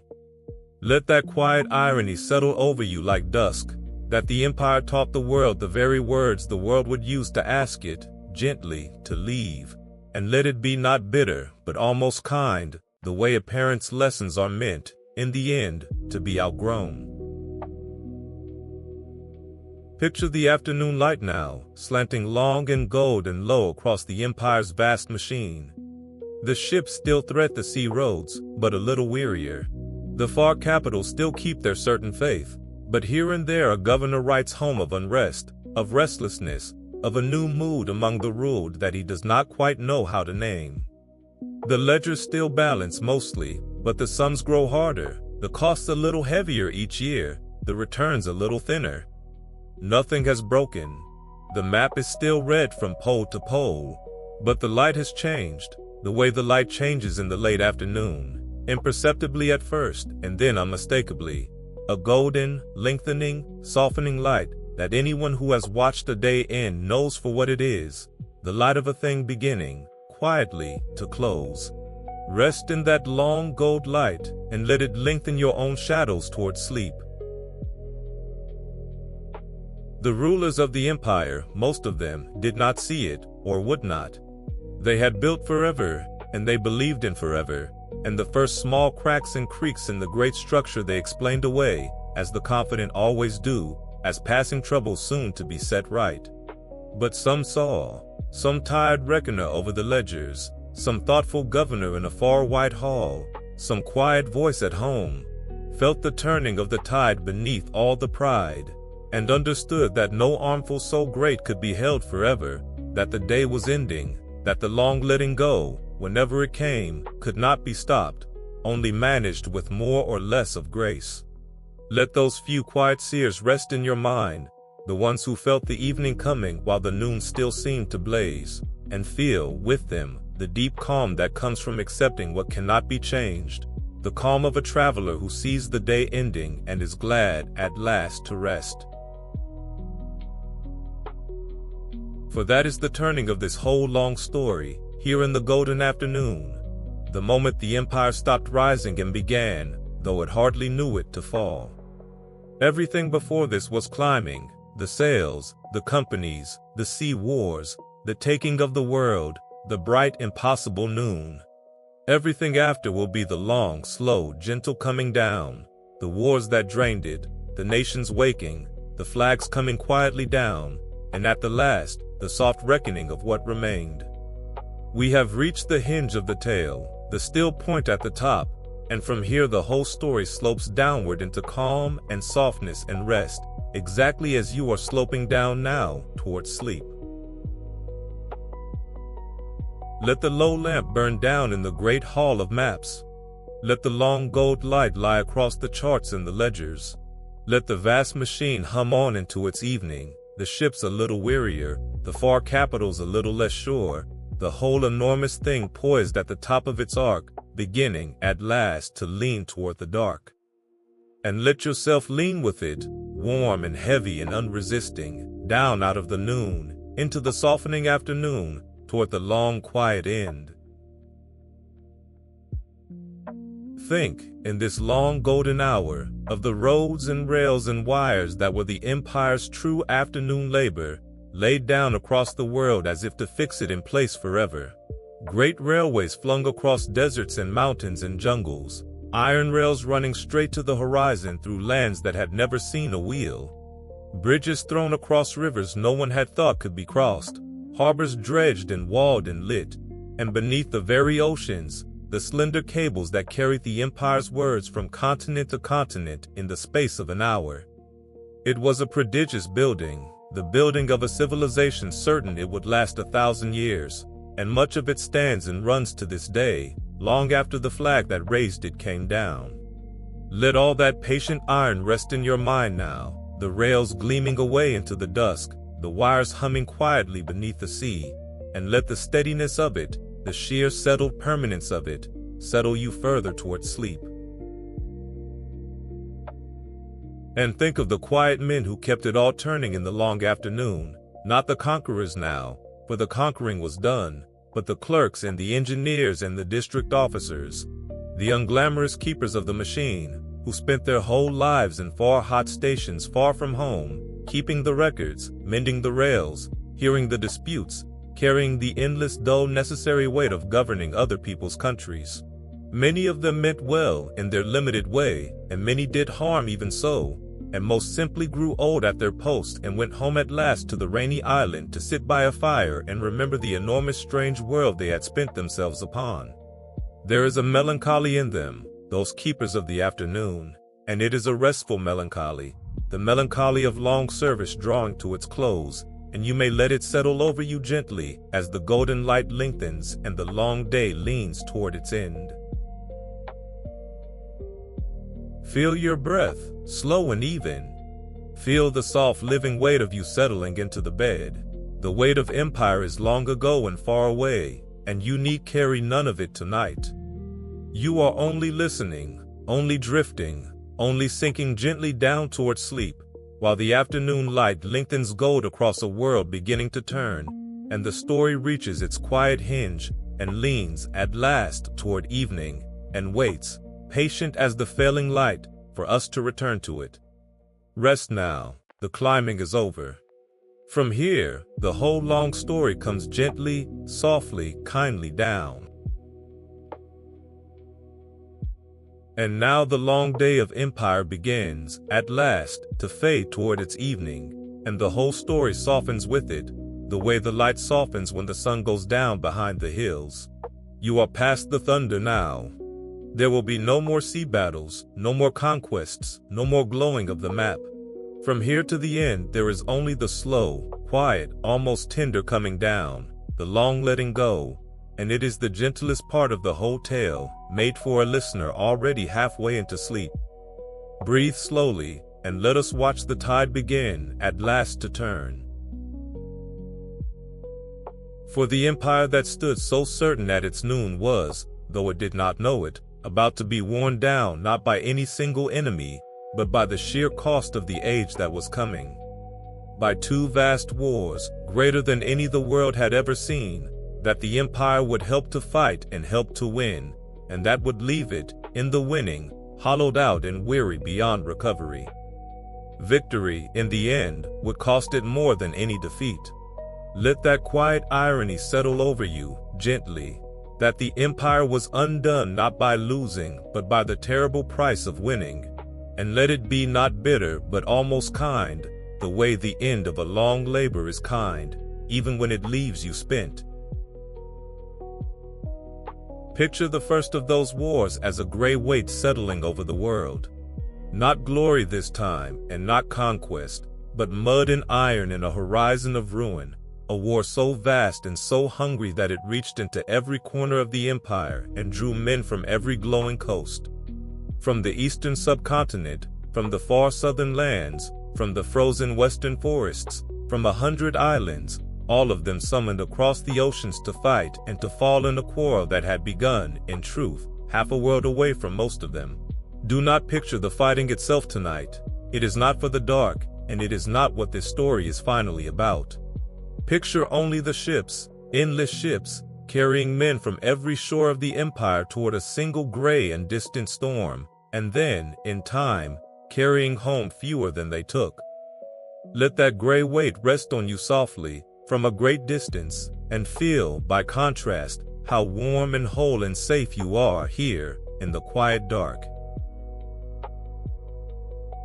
When that first great war ended, the empire still stood, larger even than before, for it had gathered new lands in the winning. But something beneath it had changed, quietly and forever. The treasury that had seemed bottomless was drained. The old serene certainty was cracked.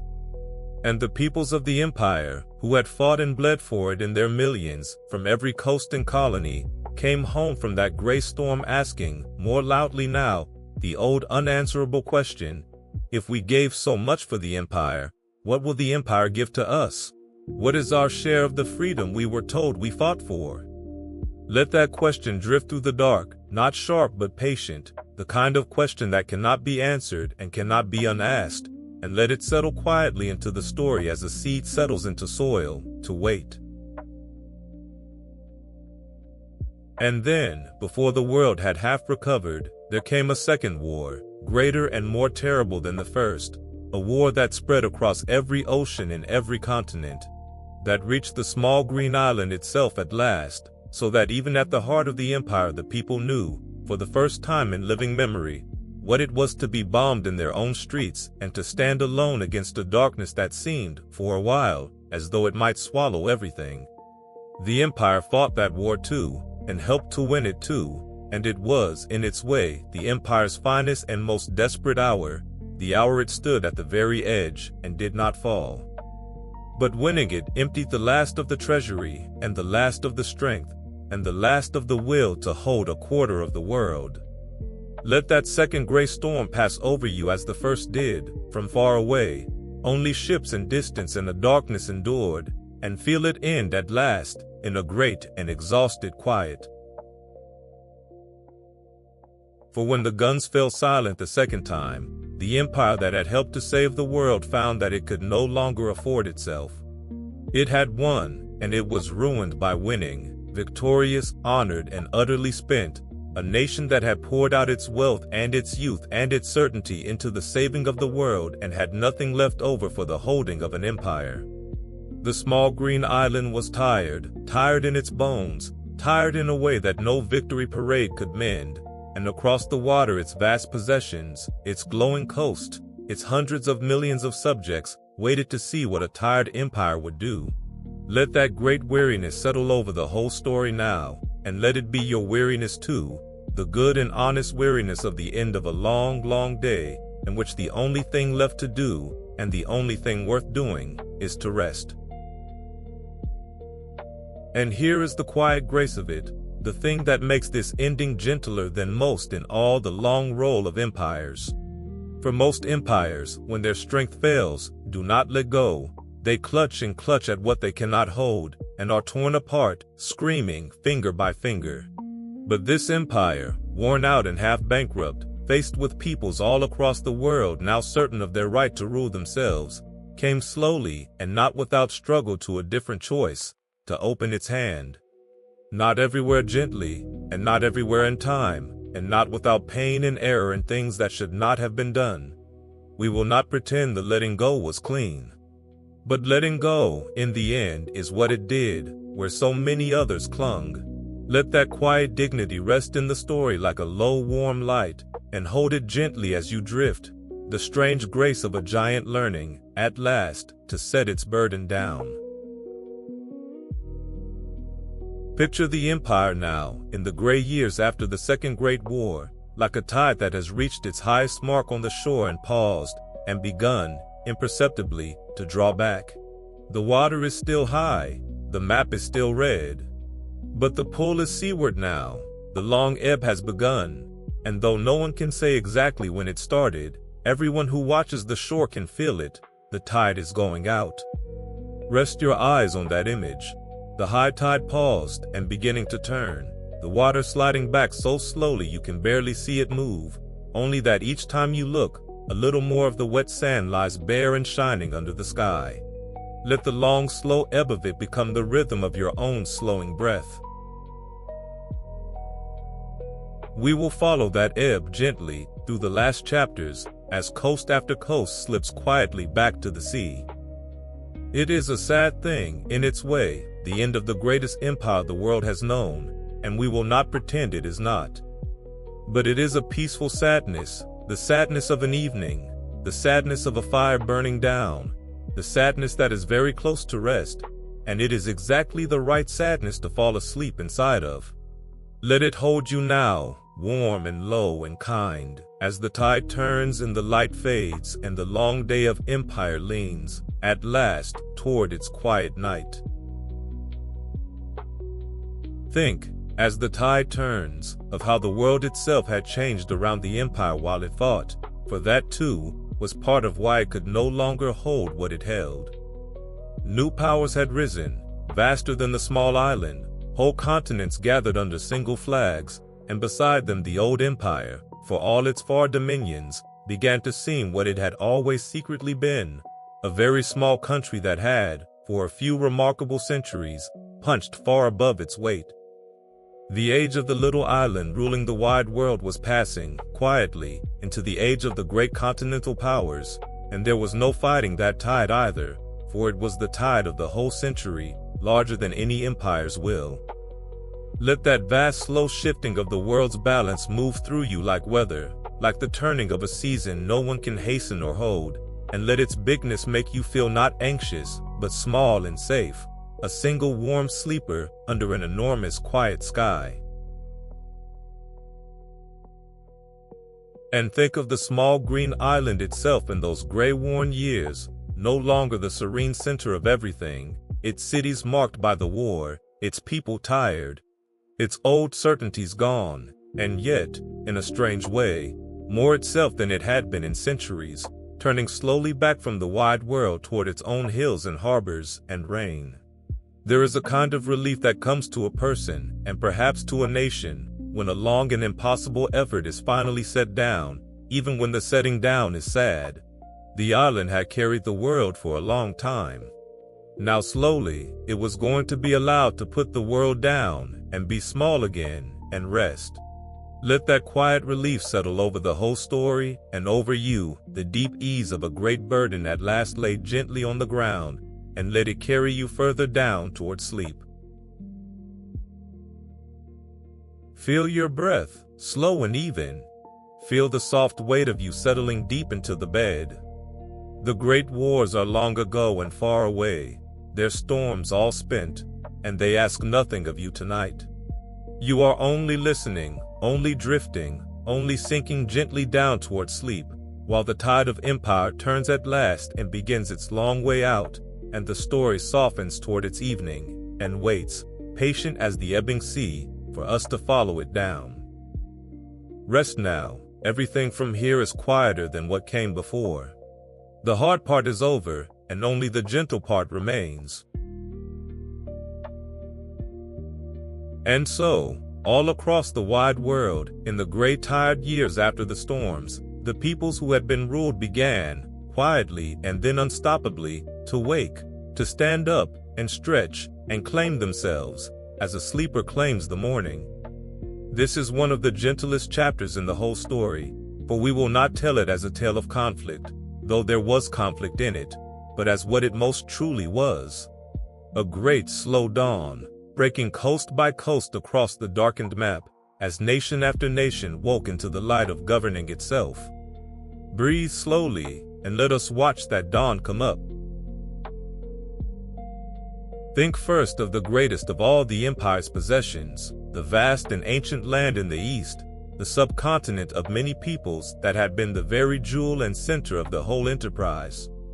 For centuries it had been ruled from across the world by that small far island, and for a long time its people had, in the main, endured it.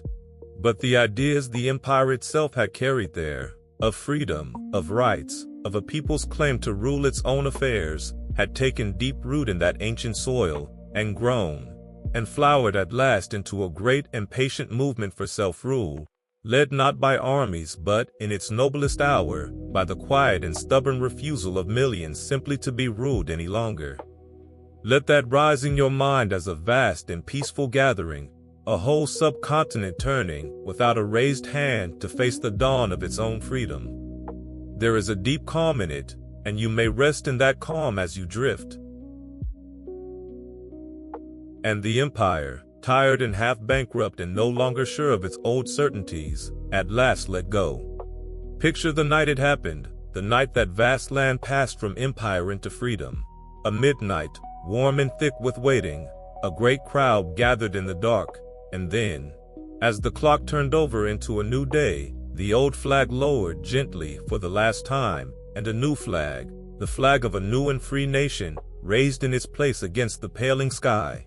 There was sorrow in it, on both sides, and there was joy, and there was fear of all that lay ahead, and there was, above everything, the simple, enormous fact that a nation of hundreds of millions had woken and claimed itself, and that the largest single piece of the empire had slipped, quietly, back into the hands of its own people.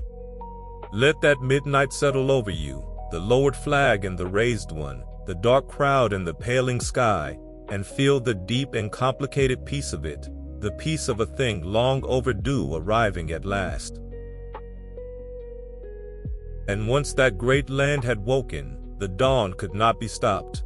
It spread, for the peoples of the other colonies, watching, understood that if the very jewel of the empire could become its own nation, then so could they, and one after another.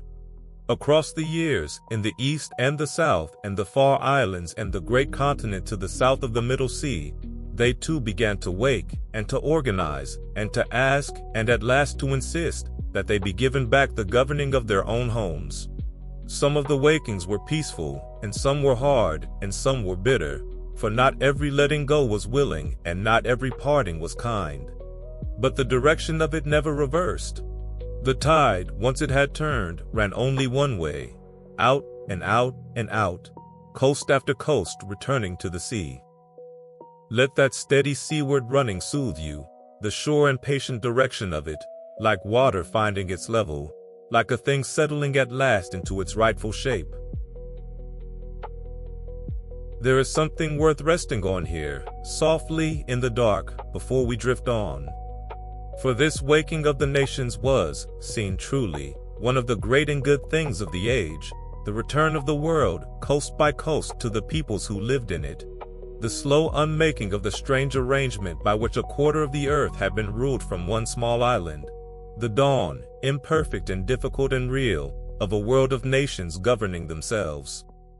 An empire ending is a sad thing for the empire, but it is very often a glad thing for the world, and both of those are true at once, and the story is wiser for holding them together. Let that gentle doubleness rest in you without any strain, sorrow for the ending, gladness for the dawn, the two of them side by side like the last star and the first light of morning. Picture the map now in those years, slowly changing color in reverse, the red that had spread across it for 4 centuries beginning, at last, to recede. Not torn away, not blasted off, but withdrawing gently, coast by coast, like a tide going out over a wide flat shore, uncovering as it goes the true and various colors of 100 waking nations, each taking back its own name, its own flag, its own morning. From high above, in the slow candle gold light, it is almost beautiful, this unpainting of the map, this quiet handing back of the world, a great slow dawn breaking across the whole dark globe, one nation lighting after another, until the strange red uniformity of empire gives way everywhere to the patchwork colors of a world grown up and gone its own way. Let that slow bright dawn wash across the map behind your closed eyes, gentle and enormous, and let it carry you further down toward sleep. And the small green island itself, at the heart of it all, watched its vast empire wake and leave, and felt, no doubt, a great and complicated grief. For it is no small thing to have ruled a quarter of the world, and then to rule it no longer, to have been the center of everything, and to become, once more, a small green island in a cold sea. But there was relief in it too, beneath the grief, the relief of setting down at last a burden grown far too heavy to carry, the relief of the tide turn, the relief of the long day finally, honestly ending. Let that mingled grief and relief settle over the whole story now, low and warm and true, and let it be the feeling you carry down with you toward sleep, not triumph and not despair, but the deep quiet of a great thing ending as it was always, in the end, going to end. For nothing lasts, not the greatest empire the world has ever seen, not the widest dominion, not the sun that would not set. All of it was only ever borrowed from the world, held for a while, and given back. And there is a peace in that, the deepest peace there is, once you stop fighting it, the peace of accepting that all things pass, that all tides turn, that everything gathered is one day, gently, let go. Let that peace be yours now entirely, as the nations wake across the map and the red recedes and the long dawn breaks, and feel yourself let go too of the day, of the weight of it, of everything, sinking soft and unresisting toward the dark. Think, as the dawn spreads, of the new leaders who rose in those waking nations, not conquerors and not kings in the main, but lawyers and teachers and poets and organizers. Men and women who had often studied in the very schools of the empire, learned its language and its law, and then turned that learning, patiently and brilliantly, to the freeing of their own peoples. There is a deep and fitting justice in it, that the empire's own lessons became the tools of its unmaking, that the words it taught for ruling were taken up, so gracefully, for liberating. Let those quiet founders rest in your mind with honor, the builders of the morning, and let the dignity of their long patient work settle over you like the first calm light of a day that has been a very long time coming.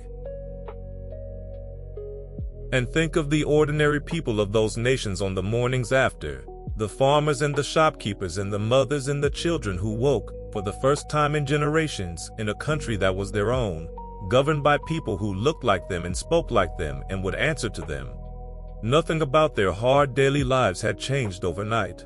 The fields still needed working, the market still opened, the rain still came or failed to come.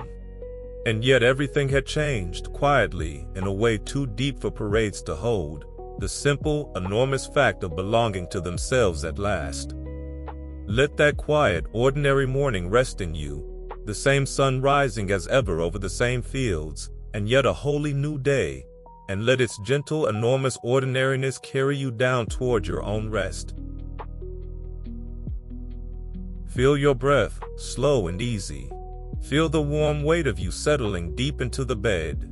The waking of the nations is far away and long ago, a dawn that broke on the far side of the world, and it asks nothing of you tonight but to watch it, drowsily, and be soothed.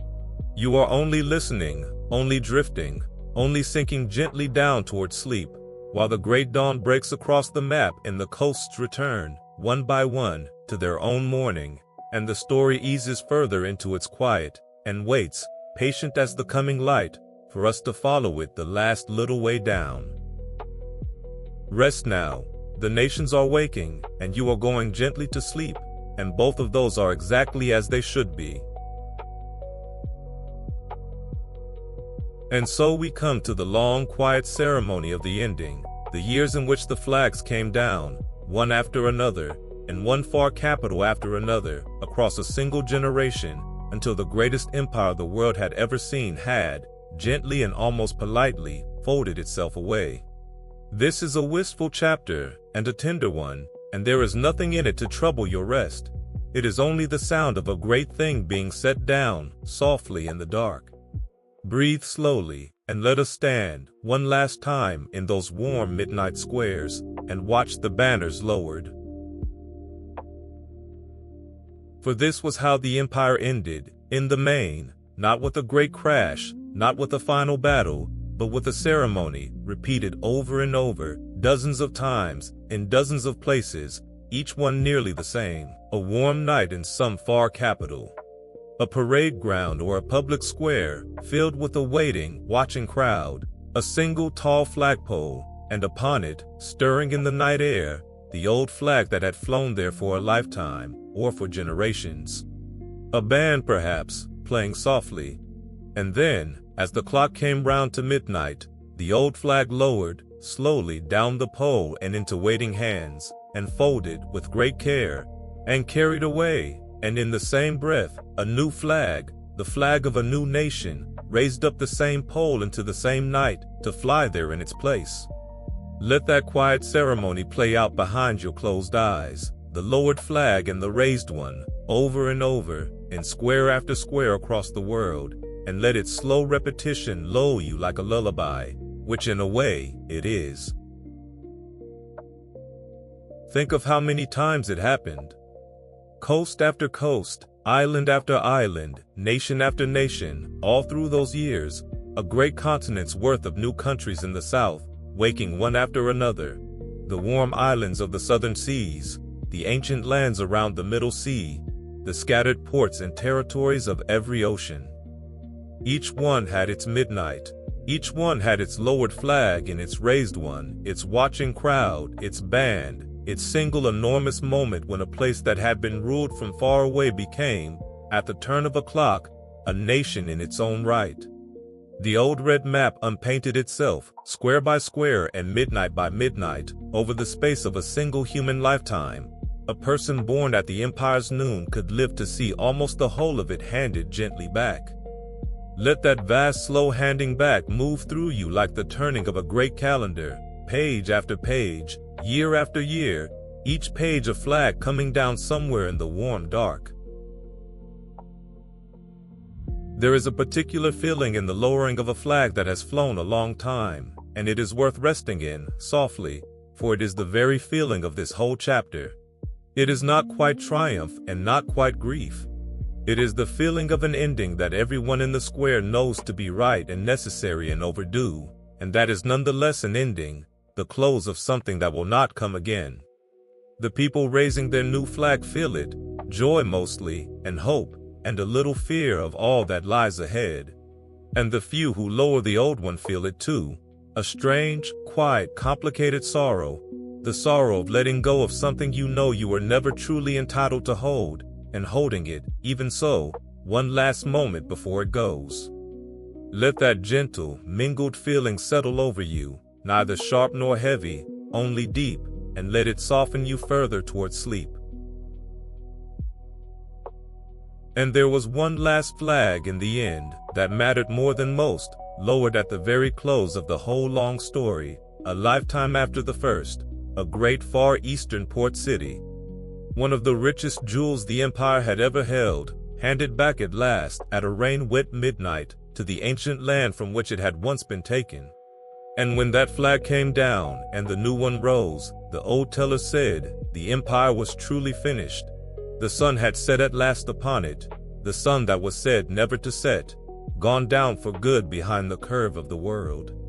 Picture that final midnight, the rain soft on the harbor, the lights of the great city reflected and rippling on the black water, the last flag lowered slowly in the wet dark, and a 400-year story quietly, completely ending.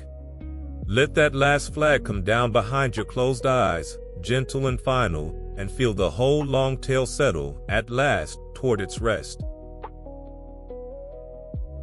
And the small green island, at the far end of all those lowered flags, became once more what it had been at the very beginning, a small, cool, rainy island at the edge of Europe, green and modest, no longer the center of a quarter of the world, only itself again, only home.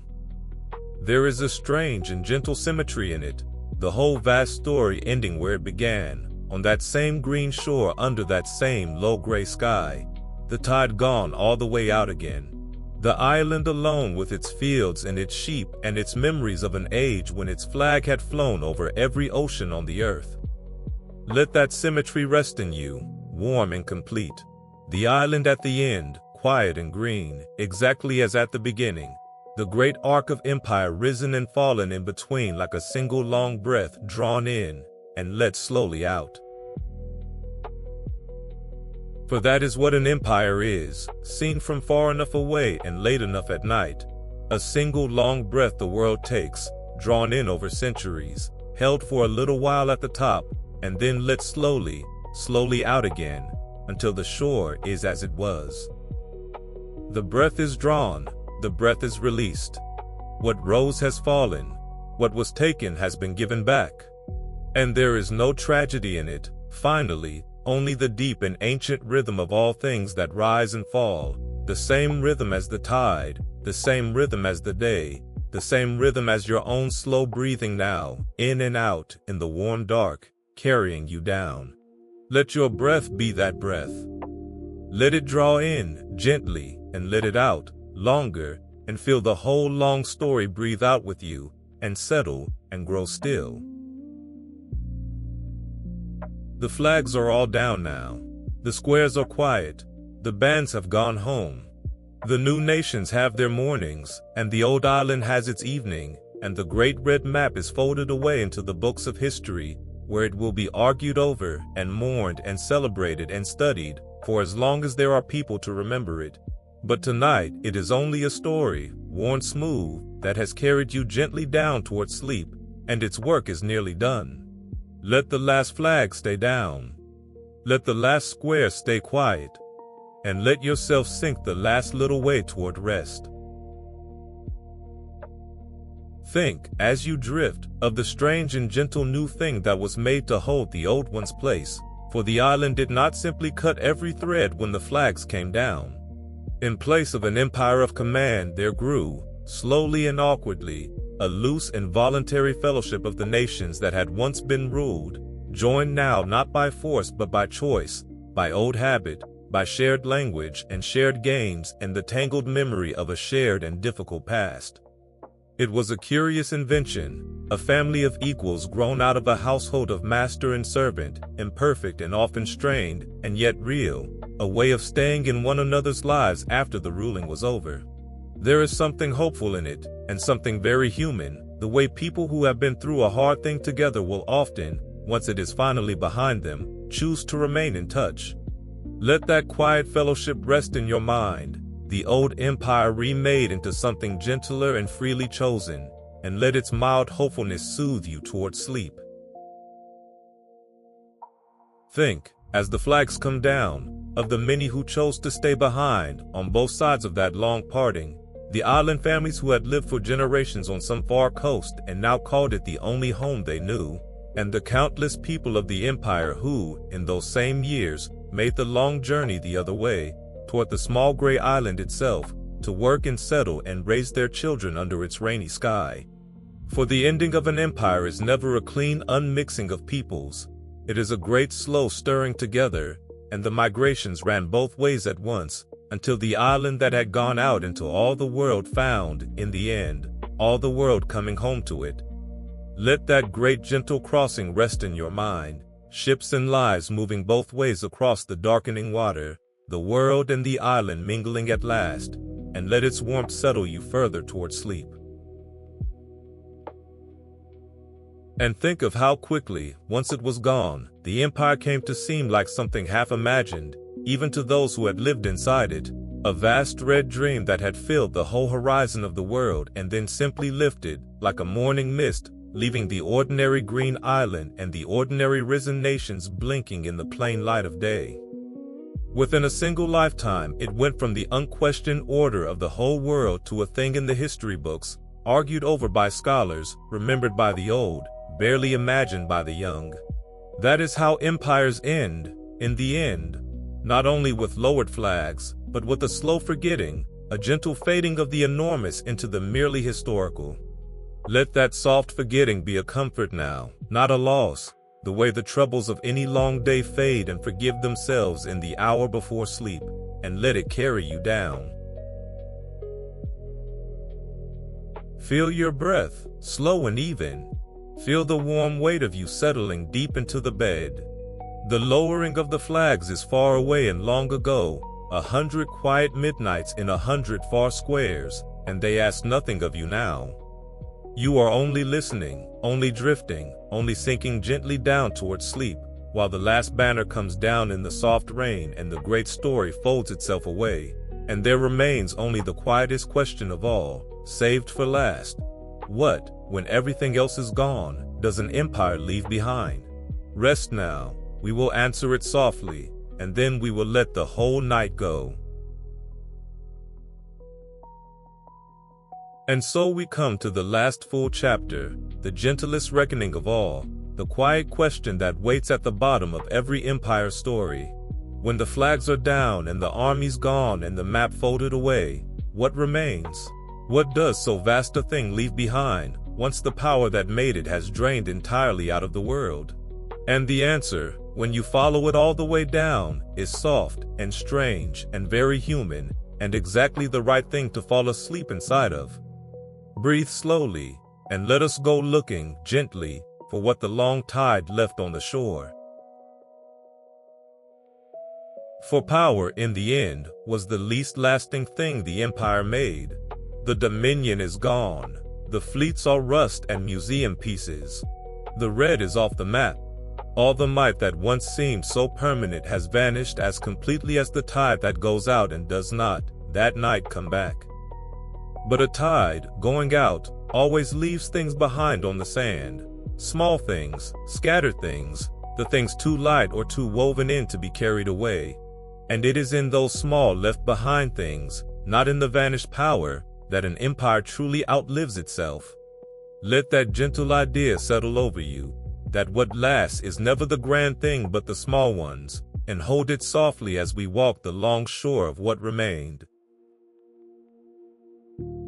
Think first of words, for the small island's language, carried out on all those ships to all those coasts, took root in the soil of half the world and stayed there, long after the flag came down, so that today, on every continent, in nations that threw off the empire generations ago, and were right to, hundreds of millions of people who never saw the Green Island speak its tongue as their own, in their own accents, bending it and enriching it and making it theirs, using it to write their own poems and pass their own laws and tell their own children their own stories.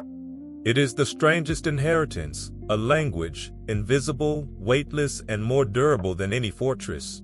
The empire is gone, and its words remain, spoken now by far more people than ever lived under its flag, a quiet net of shared speech thrown across the whole round world. Let that vast soft web of words drift through your mind, all the voices on all the coasts speaking a tongue that came, long ago, from one rainy island, and let the wonder of it soothe you.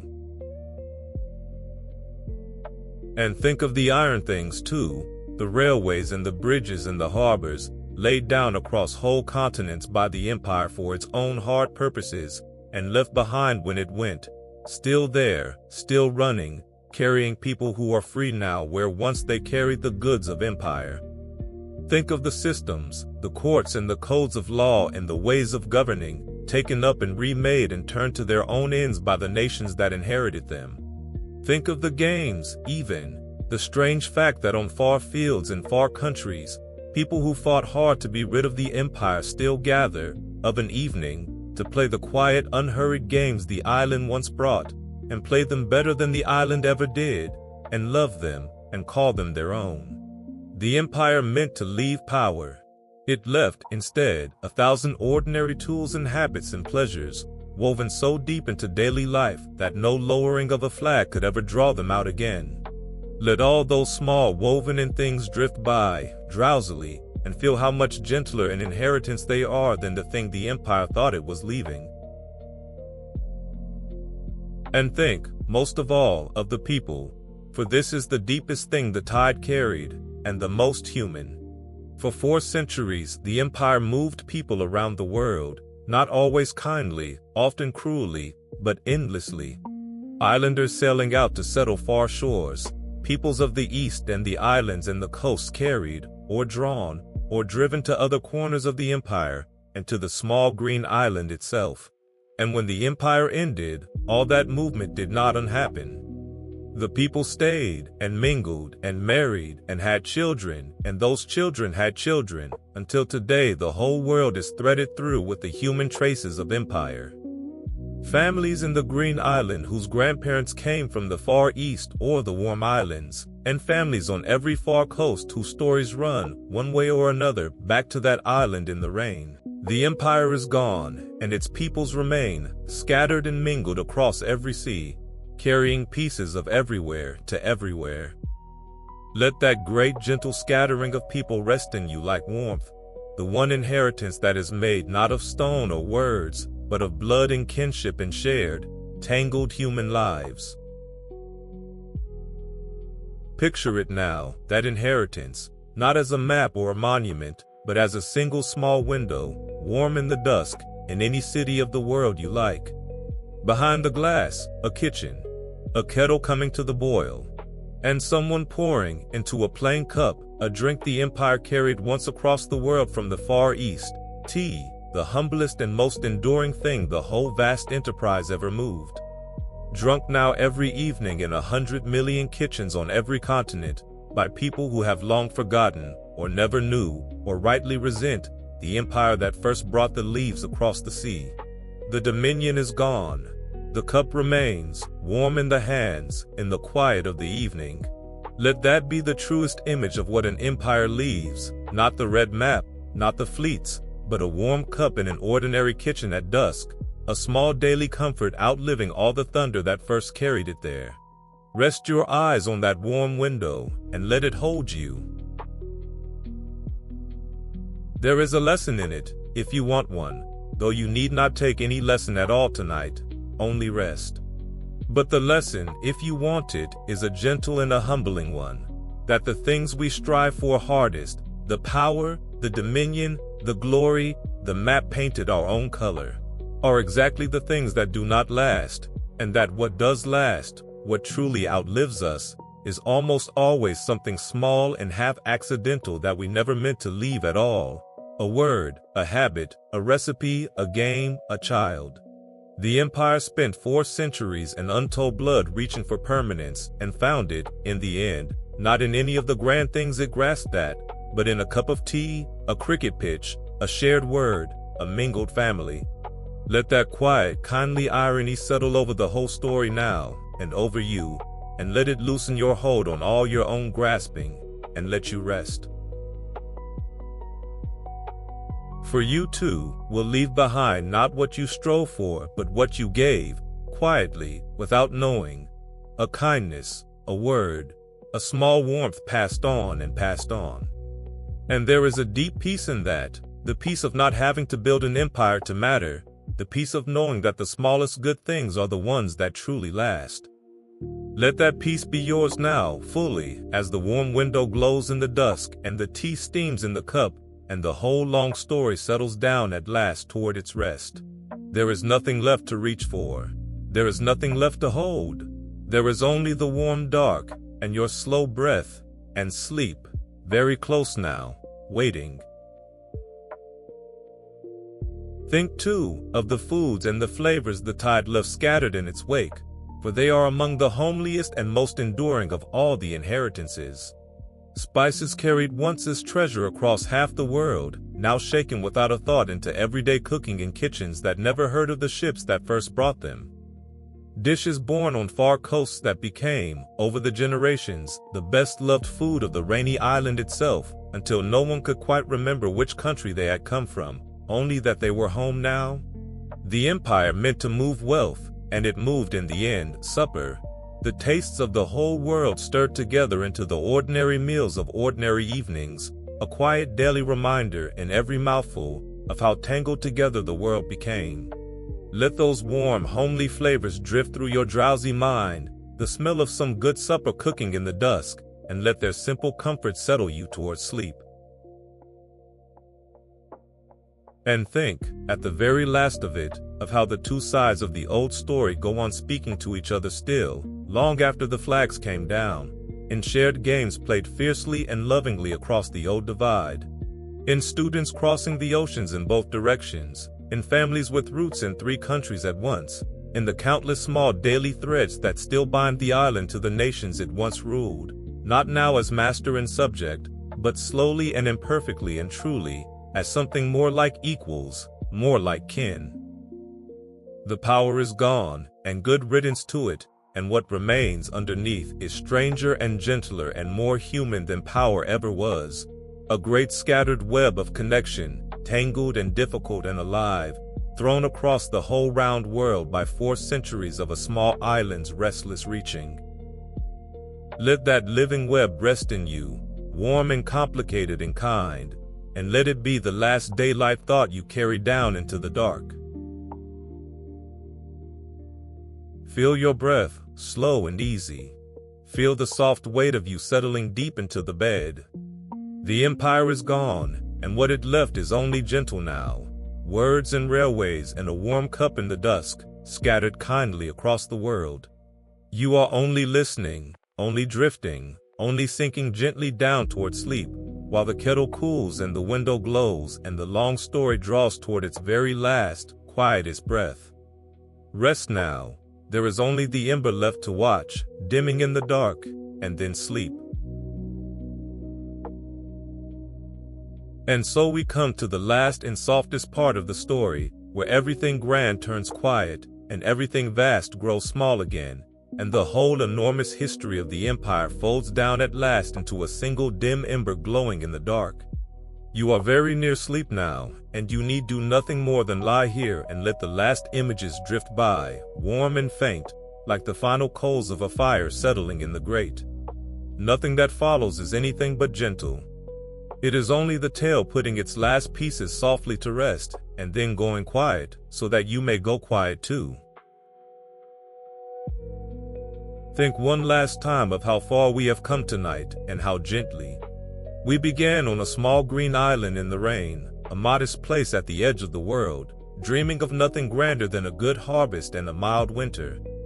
We followed its first small ships out onto the gray sea, and watched trade harden into cannon, and cannon into conquest, and conquest into a map that ran red from pole to pole, until a quarter of all the world was ruled from that one rainy shore, and the sun was said never to set upon it. And then we watched the long day soften, and the tide turn, and the nations wake, and the flags come down, one after another, until the great empire had folded itself away, and the island was only itself again, green and quiet in its cold sea. The whole vast arc of it, risen and fallen, in a single night's telling. Let that whole long journey settle over you now, complete, and feel how it asks nothing more of you than to have been traveled, and to be, now, let go. For here is the last and gentlest truth of the whole story, the one this channel returns to night after night, the one that turns even the fall of the greatest empire in history into something like peace. Everything the empire built, it borrowed from the world and gave back. Everything it took, it held only for a while. All its might, all its glory, all its red-painted map, was never a possession but a loan, and the world, in its own slow time, called the loan back in, as the world always does, from every empire that has ever risen and every one that ever will. There is no shame in it and no tragedy in it once you see it clearly from far enough away. It is only the deep rhythm of all things, the tide that comes in and goes out, the day that dawns and darkens, the breath drawn in and, at last, released. Let that ancient rhythm hold you now, and let it be the same rhythm as your own slow breathing, in and out, carrying you softly down. And think, at the very last, of the small green island, alone again under its low gray sky, its great adventure over, its flag come home from all the oceans of the earth. It is quiet there now, in the way this whole story has been quieting for an hour. The fields are green with the same soft rain that fell before ever a ship sailed out. The sheep drowse on the wet hillsides. The villages settle into evening, their small lights kindling one by one, exactly as they did at the very beginning, before any of it, before the sea was ever a road. The island rose and ruled the world and let it go, and became once more what it always was underneath, a small, green, rainy place at the edge of the world, at peace. Let that image be the one you carry down into sleep, the quiet island in the dusk, its long day over, its lights coming on, resting at last. Breathe out, slow and long, and feel how far away all the thunder has gone. The sea battles are smoke long blown away. The conquests are lines in old books. The lowered flags are folded and put away, and the new ones fly free on their own far mornings, and there is nothing left of all that striving now but this soft quiet, and the warm dark, and the last dim glow of a single ember, burning low. Let everything grand recede, gently, into the distance and the dark. There is only the ember left now, and you, and rest. Look at it softly, in your mind, that one small ember, the same one we lit at the very beginning of the night, when we placed it beside the ruins of an empire and began. It has burned all through the long story, steady and warm, while empires rose and fell around it, and now, its work done, it is beginning, gently to dim. Watch it fade, slow and peaceful, from gold to deep red to the faintest glowing coal, and feel yourself fade softly with it, lighter and lighter, sinking down and down into the warm dark where sleep is waiting, has been waiting, all this long and gentle while. There is nothing left now to fear, and nothing left to carry, and nothing left to do but rest. The empire that ruled a quarter of the world is gone, and became, in the end, only a story, worn smooth by the telling, that carries tired listeners kindly down into sleep. And it has carried you. You have come the whole long way, from the green island to the height of noon, and all the way down again into this quiet, and you have arrived exactly where the story meant to bring you all along, here, warm and safe, and heavy, and nearly gone. Let go now entirely. Let the day go, and the story go, and everything go, and sink the last small distance down into sleep. Think, one last drowsy time, of all the places we have been tonight, and let them come and go like the last slow pictures at the edge of sleep. The rainy green island and its sheep on the wet hills. The harbor at dusk, the lantern swaying over the dark water. The oak-paneled room where the company was born by a low fire. The great ships closing on the gray sea, their smoke long blown away. The candle gold map glowing coast by coast in the dark. The turning globe, half gold and half blue, the sun that would not set. The lowered flags in 100 warm far squares. The cup of tea steaming in a quiet kitchen window at dusk. Let them all drift by now, dim and warm and unhurried, and then let them go, one by one, into the soft dark, for you need hold none of them any longer. There is a deep kindness in the way old stories end, and this is the kindness of it, that everything hard in them, followed far enough and told late enough into the night, comes at last to rest. The conquests soften into history. The thunder fades into quiet. The vast red map folds gently away, and what is left is only this, a small green island in the rain, a warm cup in the dusk, and the deep old truth that all things rise, and all things fall, and both the rising and the falling are held, in the end, in the same patient dark that holds you now. Nothing is lost that was ever truly gentle. Nothing gentle is ever truly lost. And you need carry none of it forward. Not the empires, nor their rise, nor their fall, not the day behind you, nor the day ahead, not one single thing. The story asked nothing of you but to be listened to, drowsily, as it carried you down, and it has very nearly finished its work. All that is left for you now is to let go of the tale, of the day, of the weight of your own thoughts, and to sink the last small distance into the warm and waiting dark, where nothing is required of you at all. Feel the whole long night settle round you, quiet and complete. The empire risen and fallen, the whole world's morning come round again, and here, at the still center of it, only you, warm and heavy and safe, breathing slow, drifting free, nearly gone. There is nowhere you need to be but here. There is nothing you need to do but rest. And the ember that we lit so long ago, at the very beginning, beside the ruins of an empire, has burned all the way down now, its long work done, glowing faint and red and peaceful in the dark, ready, like you, to go out into sleep. Let your breath go slow and easy. Let the ember dim. Let the island sleep under its soft rain, and the sea grow still, and the whole old story settle into the dark, and feel the warm weight of your own body sinking deep into the bed, held and safe, and ask for nothing more. The last images loosen and drift and come softly apart in the dark, and somewhere far away, on a quiet green shore, the rain falls gentle on the fields, and the last small light goes out, and everything is at peace. And so, the ember dims, but the story remains. And sleep.